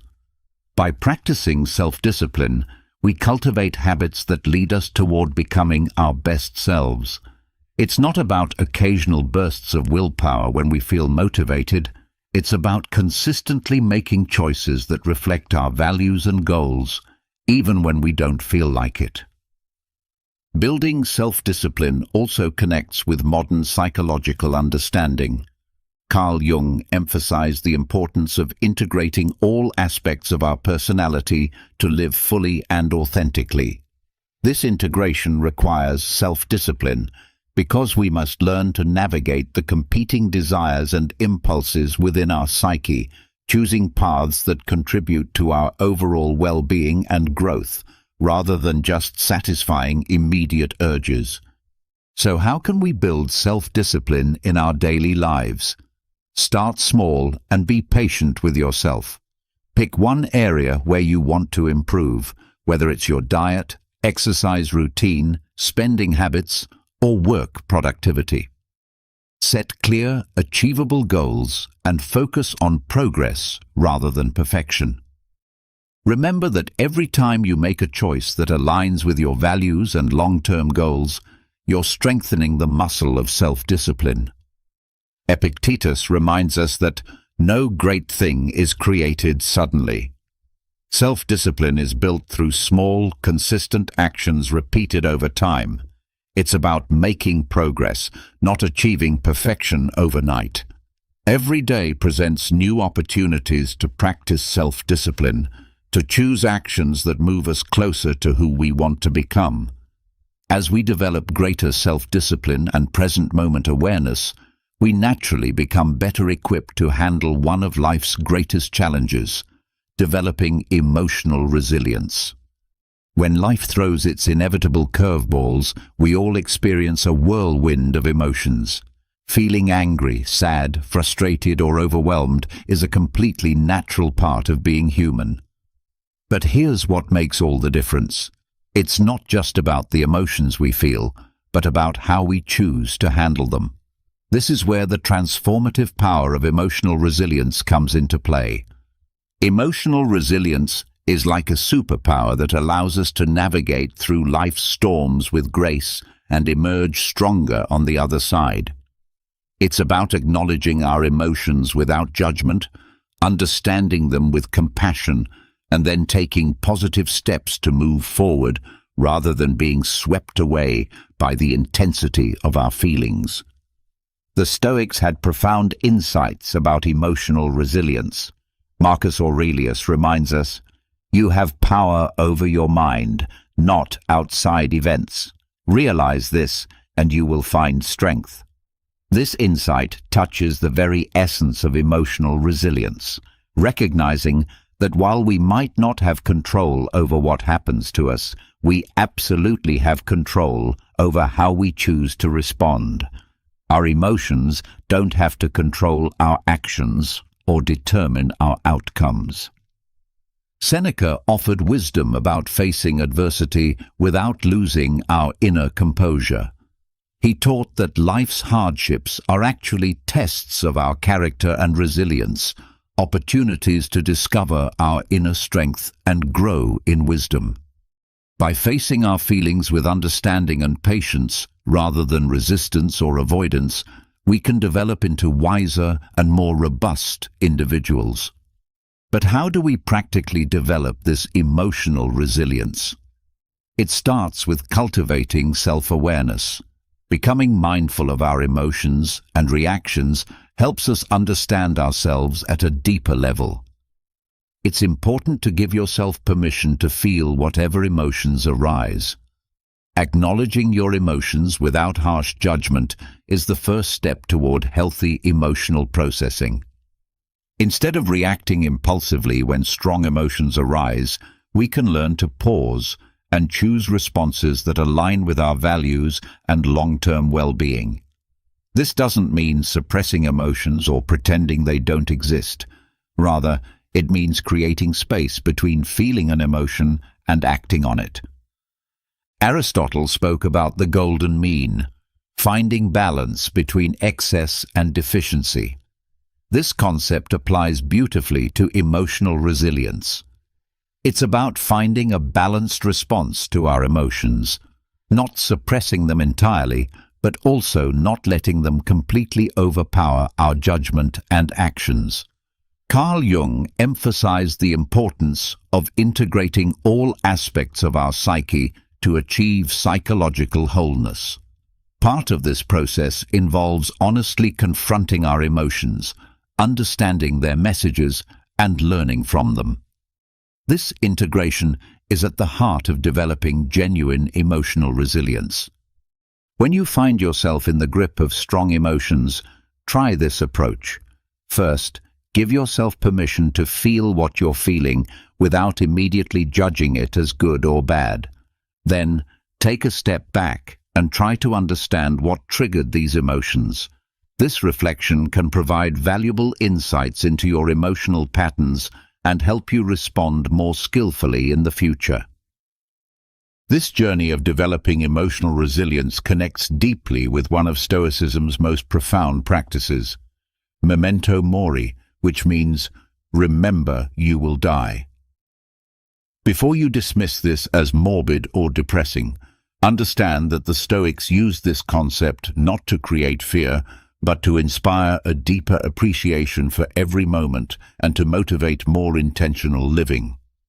Great Stoic minds like Marcus Aurelius, Seneca, and Epictetus embraced this practice because they believed that by keeping the inevitability of death gently in mind, we would live more fully, more consciously, and with greater gratitude for the present moment. They understood that awareness of life's finite nature could inspire us to focus on what truly matters and let go of petty concerns that drain our energy without adding value to our lives.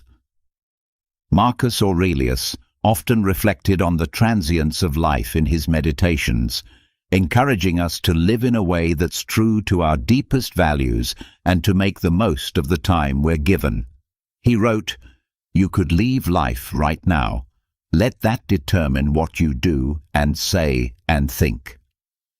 This isn't meant to be depressing or anxiety-provoking.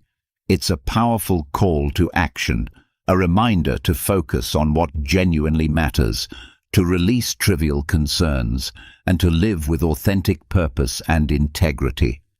Seneca wrote extensively about the shortness of life, urging us not to waste our precious time on meaningless activities or relationships that don't contribute to our growth and happiness.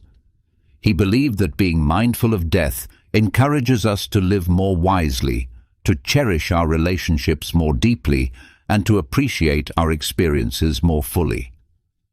How can we incorporate memento mori into our lives without it feeling like a dark cloud hanging over our heads? It starts with shifting our perspective.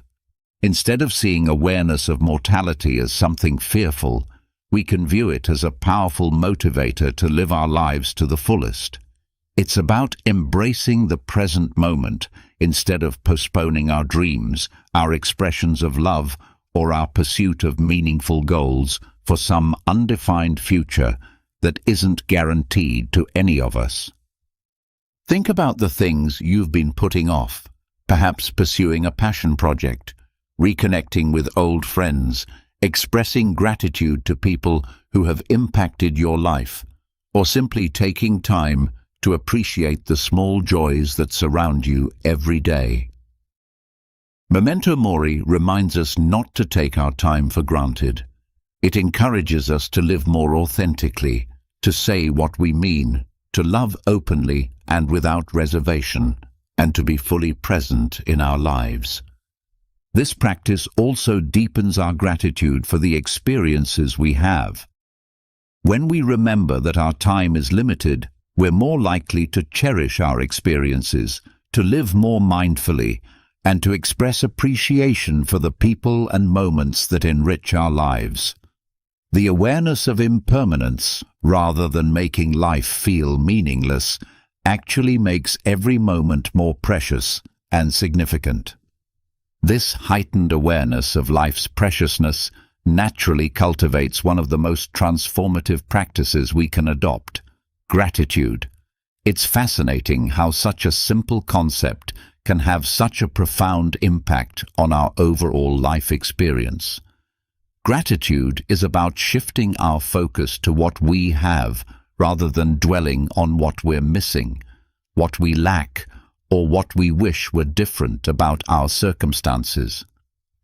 The Stoics understood that happiness doesn't come from accumulating more possessions, achievements, or external validation, but from genuinely appreciating what we already have in our lives.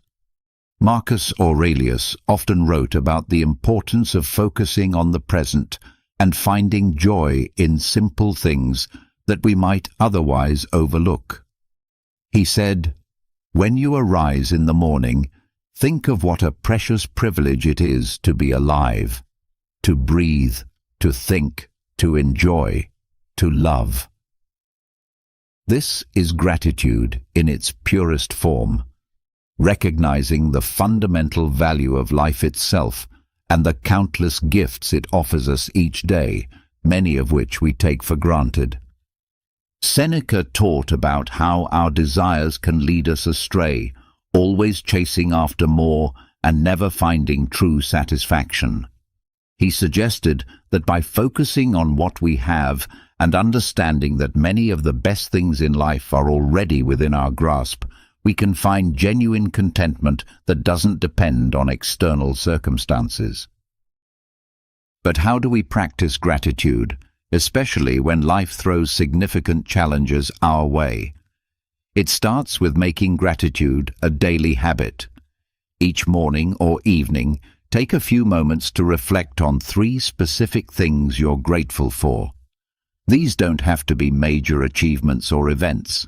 They could be as simple as a warm cup of coffee, a meaningful conversation with a friend, the beauty of a sunset, or even the fact that you have a comfortable place to sleep. This practice literally helps rewire our brains to focus on the positive aspects of our experience, boosting our mood and overall outlook on life. Gratitude also means learning to embrace challenges and find lessons within them. Instead of asking, "Why is this happening to me?" we can ask, "What can I learn from this experience?" This shift in perspective helps us appreciate our experiences, both pleasant and difficult, as valuable steps in our journey of growth and self-discovery. Moreover, practicing gratitude helps us build stronger, more meaningful connections with others. By expressing genuine appreciation for the people in our lives, we not only brighten their day, but also strengthen our relationships. A heartfelt thank you or acknowledgement of someone's positive impact can go a long way in showing them that they're valued and appreciated. Modern psychology strongly supports the benefits of regular gratitude practice. Studies have consistently shown that people who practice gratitude regularly experience less anxiety, sleep better, have stronger immune systems, and maintain a more positive outlook on life. As Carl Jung observed, the word happiness would lose its meaning if it were not balanced by sadness. By acknowledging and being grateful for the full spectrum of our experiences, we find a deeper, more authentic form of happiness that isn't dependent on everything going our way.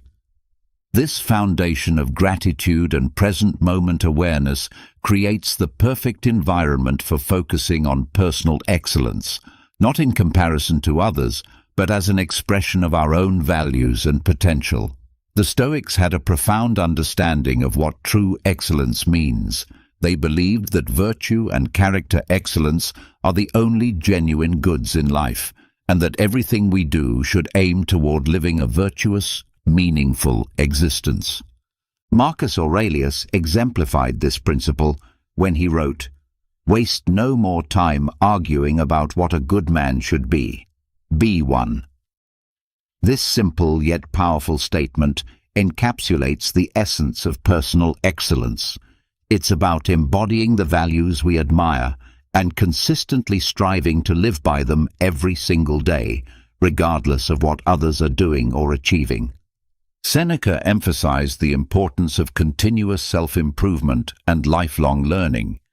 He advocated for a life lived in accordance with reason and our highest nature, suggesting that true excellence comes from within and is reflected in our actions, choices, and character, rather than in external achievements or recognition. What does focusing on personal excellence look like in our day-to-day lives? It starts with setting personal standards based on our own values and aspirations, not on societal expectations or comparisons with others' achievements. It's about knowing who we are, understanding our strengths and areas for growth, and taking consistent steps toward improvement and self-development. Personal excellence is also about resilience, how we respond to setbacks and failures, not just how we handle successes. Aristotle said, "Excellence is never an accident. It is always the result of high intention, sincere effort, and intelligent execution. It represents the wise choice of many alternatives. Choice, not chance, determines your destiny." This means embracing challenges as opportunities to learn and grow, rather than seeing them as threats to our self-image. Focusing on personal excellence involves cultivating what modern psychology calls a growth mindset, the belief that our abilities and intelligence can be developed through dedication, hard work, and learning from mistakes. This mindset encourages us to embrace challenges, persist in the face of setbacks, and see effort as a path to mastery rather than a sign of inadequacy. Personal excellence also means living authentically, being true to ourselves and our values even when it's difficult or unpopular. It's about making choices that reflect who we are and who we want to become, and taking genuine pride in our journey, including both the struggles and the triumphs we experience along the way. This commitment to personal excellence naturally helps us develop one of the most liberating skills possible: the ability to care less about others' opinions and more about living authentically. In our social media-saturated world, where likes, followers, and comments often seem to dictate our self-worth, It's easy to fall into the trap of measuring our value through the lens of external validation and approval. But here's a liberating truth that the Stoics understood deeply. Your worth isn't based on external validation from others. It's about being true to yourself, embracing your authentic nature, and living in alignment with your deepest values and principles. Marcus Aurelius wisely stated, "I have often wondered how it is that every man loves himself more than all the rest of men, but yet sets less value on his own opinion of himself than on the opinions of others." This observation highlights a paradox many of us live with. We care more about ourselves than anyone else, yet we often value others' judgments more than our own self-assessment. Seneca echoed this sentiment by emphasizing the importance of living a life true to oneself rather than one shaped by others' expectations or desire for approval. He believed that genuine contentment comes from within, from living a life that's congruent with our principles and values rather than one designed to impress others. So how can we start caring less about what others think and more about being true to ourselves? First, understand that you are the author of your own life story. You have the power to define your worth based on your character, values, actions, and the positive impact you have on the world, not based on society's changing standards or other people's opinions. Second, practice regular self-reflection. Ask yourself honest questions. Whose life am I living?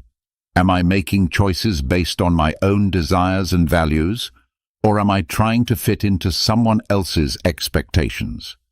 Reflecting on these questions can help realign your actions with your authentic self. Third, embrace vulnerability and authenticity.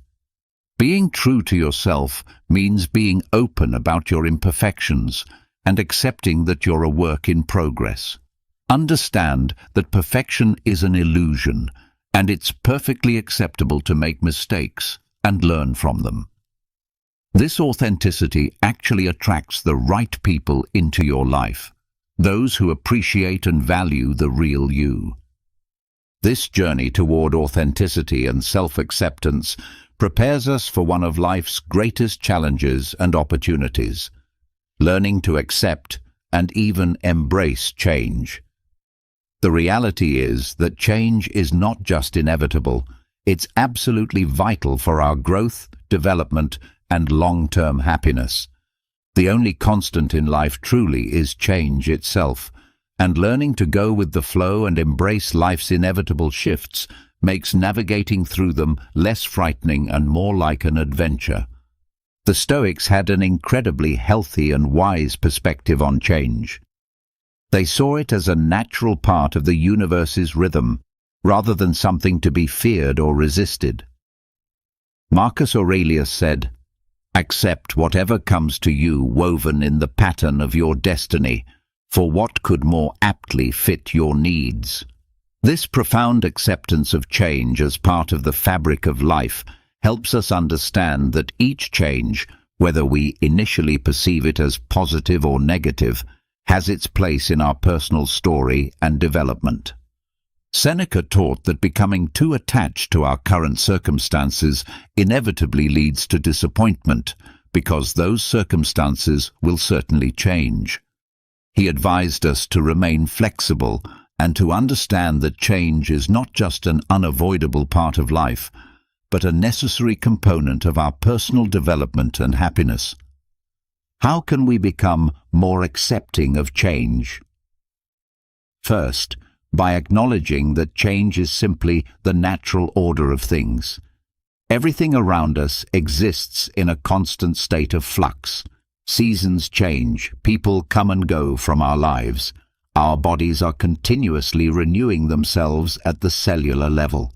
Embracing change means embracing life itself in all its dynamic complexity. Second, by practicing mindfulness and present moment awareness. Being fully present allows us to appreciate our current experiences without clinging to them desperately. This awareness creates space for acceptance when those experiences inevitably evolve or come to an end. Third, by actively seeking the lessons and opportunities within each change. Every shift in our lives, no matter how challenging, brings opportunities to learn, grow, and develop new strengths. Instead of asking, "Why is this happening to me?" we can ask, "What can I learn from this experience, and how can it help me grow?" This acceptance of change, combined with all the other Stoic principles we've explored, creates a foundation for one of the most important practices of all: developing genuine compassion and empathy for others. Despite our individual differences, we're all navigating the complex, challenging, and beautiful journey of being human. By fostering an understanding and caring attitude toward others, we contribute to making the world a kinder, more compassionate place. The Stoics placed great importance on the virtues of compassion and empathy. They believed deeply in the interconnectedness of all human beings and taught that kindness and understanding toward others are essential aspects of living a virtuous, meaningful life. Marcus Aurelius reminded us that human beings are inherently social creatures, meant to live in harmony and cooperation with one another. He said, "What brings no benefit to the hive brings none to the bee." This beautifully illustrates the idea that our individual well-being is intrinsically connected to the well-being of others and our communities. How can we practice compassion and empathy in our daily lives? It starts with truly listening, really listening, to the stories, experiences, and feelings of those around us. It's about putting ourselves in others' shoes, imagining their struggles, their joys, their fears, and their hopes. This act of understanding can bridge the gap between us, fostering genuine connection and shared humanity. Another way to cultivate compassion is through small acts of kindness, no matter how seemingly insignificant. A genuine smile, a kind word, a listening ear. These simple gestures can make a significant difference in someone's day and contribute to a more positive world. All of these practices, from focusing on what we can control to developing compassion for others, are supported by a final crucial habit: regular reflection and review. This practice involves taking meaningful pauses to look back on our actions, thoughts, and the paths we've traveled. It's about conscious growth, deep introspection, and continuously aligning our lives with our deepest values and aspirations. Marcus Aurelius, in his personal writings that we now treasure as meditations, provided a perfect model of this practice. He didn't just rule an empire. He regularly took time to examine his life, his decisions, and his moral compass through reflective writing. He saw this practice as essential to living a life of virtue and purpose. Seneca recommended regular self-assessment as a pathway to wisdom and self-improvement. He likened life to a play, suggesting that we periodically review our roles and performances. Are we acting in harmony with the character we wish to embody? Are our actions reflective of the values we hold dear? How do we incorporate this practice of reflection into our modern lives? First, by making it a consistent habit. Dedicate a few minutes each day, perhaps before bedtime, to reflect on your day. What went well? Where did you face challenges and how did you respond? This can start as a mental exercise, but writing it down often enhances the benefits and provides a tangible record of your growth journey. Second, use reflection as a tool for gratitude. In reviewing your day, also take note of moments that brought you joy, connection, or satisfaction, no matter how small. This balances our natural tendency to focus on problems and cultivates a more positive outlook on life. Third, approach this practice with kindness and compassion toward yourself. Reflection isn't about harsh self-criticism or judgment. It's about recognizing mistakes and challenges as opportunities for learning and growth. Be as understanding and supportive to yourself as you would be to a dear friend. These timeless lessons from Stoicism aren't just ancient wisdom gathering dust in philosophy textbooks. They're practical life tools that can help us deal with stress more effectively, make better decisions, and find genuine peace even in the midst of chaos and uncertainty. Remember, it's not the challenges we face that ultimately define us, but the strength we discover in facing them, the wisdom we gather from our experiences, and the compassion we share with others along the way. Each step forward, each moment of reflection, each act of kindness and courage is a brushstroke in the masterpiece that is your unique life. So let's not just exist passively, but live vibrantly, purposefully, and authentically. Let's embrace the ancient wisdom that can transform our modern challenges into opportunities for growth, connection, and genuine fulfillment. The journey of integrating Stoic principles into your daily life is not about achieving perfection or never experiencing difficult emotions. It's about developing the tools and perspective needed to navigate life's inevitable ups and downs with greater wisdom, resilience, and inner peace. These practices work together synergistically, each one supporting and reinforcing the others to create a comprehensive approach to living well. As we conclude this exploration of Stoic wisdom, remember that transformation doesn't happen overnight. These principles require consistent practice, patience with yourself, and a commitment to growth over perfection. Start where you are, use what resonates most deeply with you, and gradually incorporate more practices as they become natural parts of your daily routine. The beauty of Stoicism lies not in its complexity, but in its practical simplicity and profound effectiveness.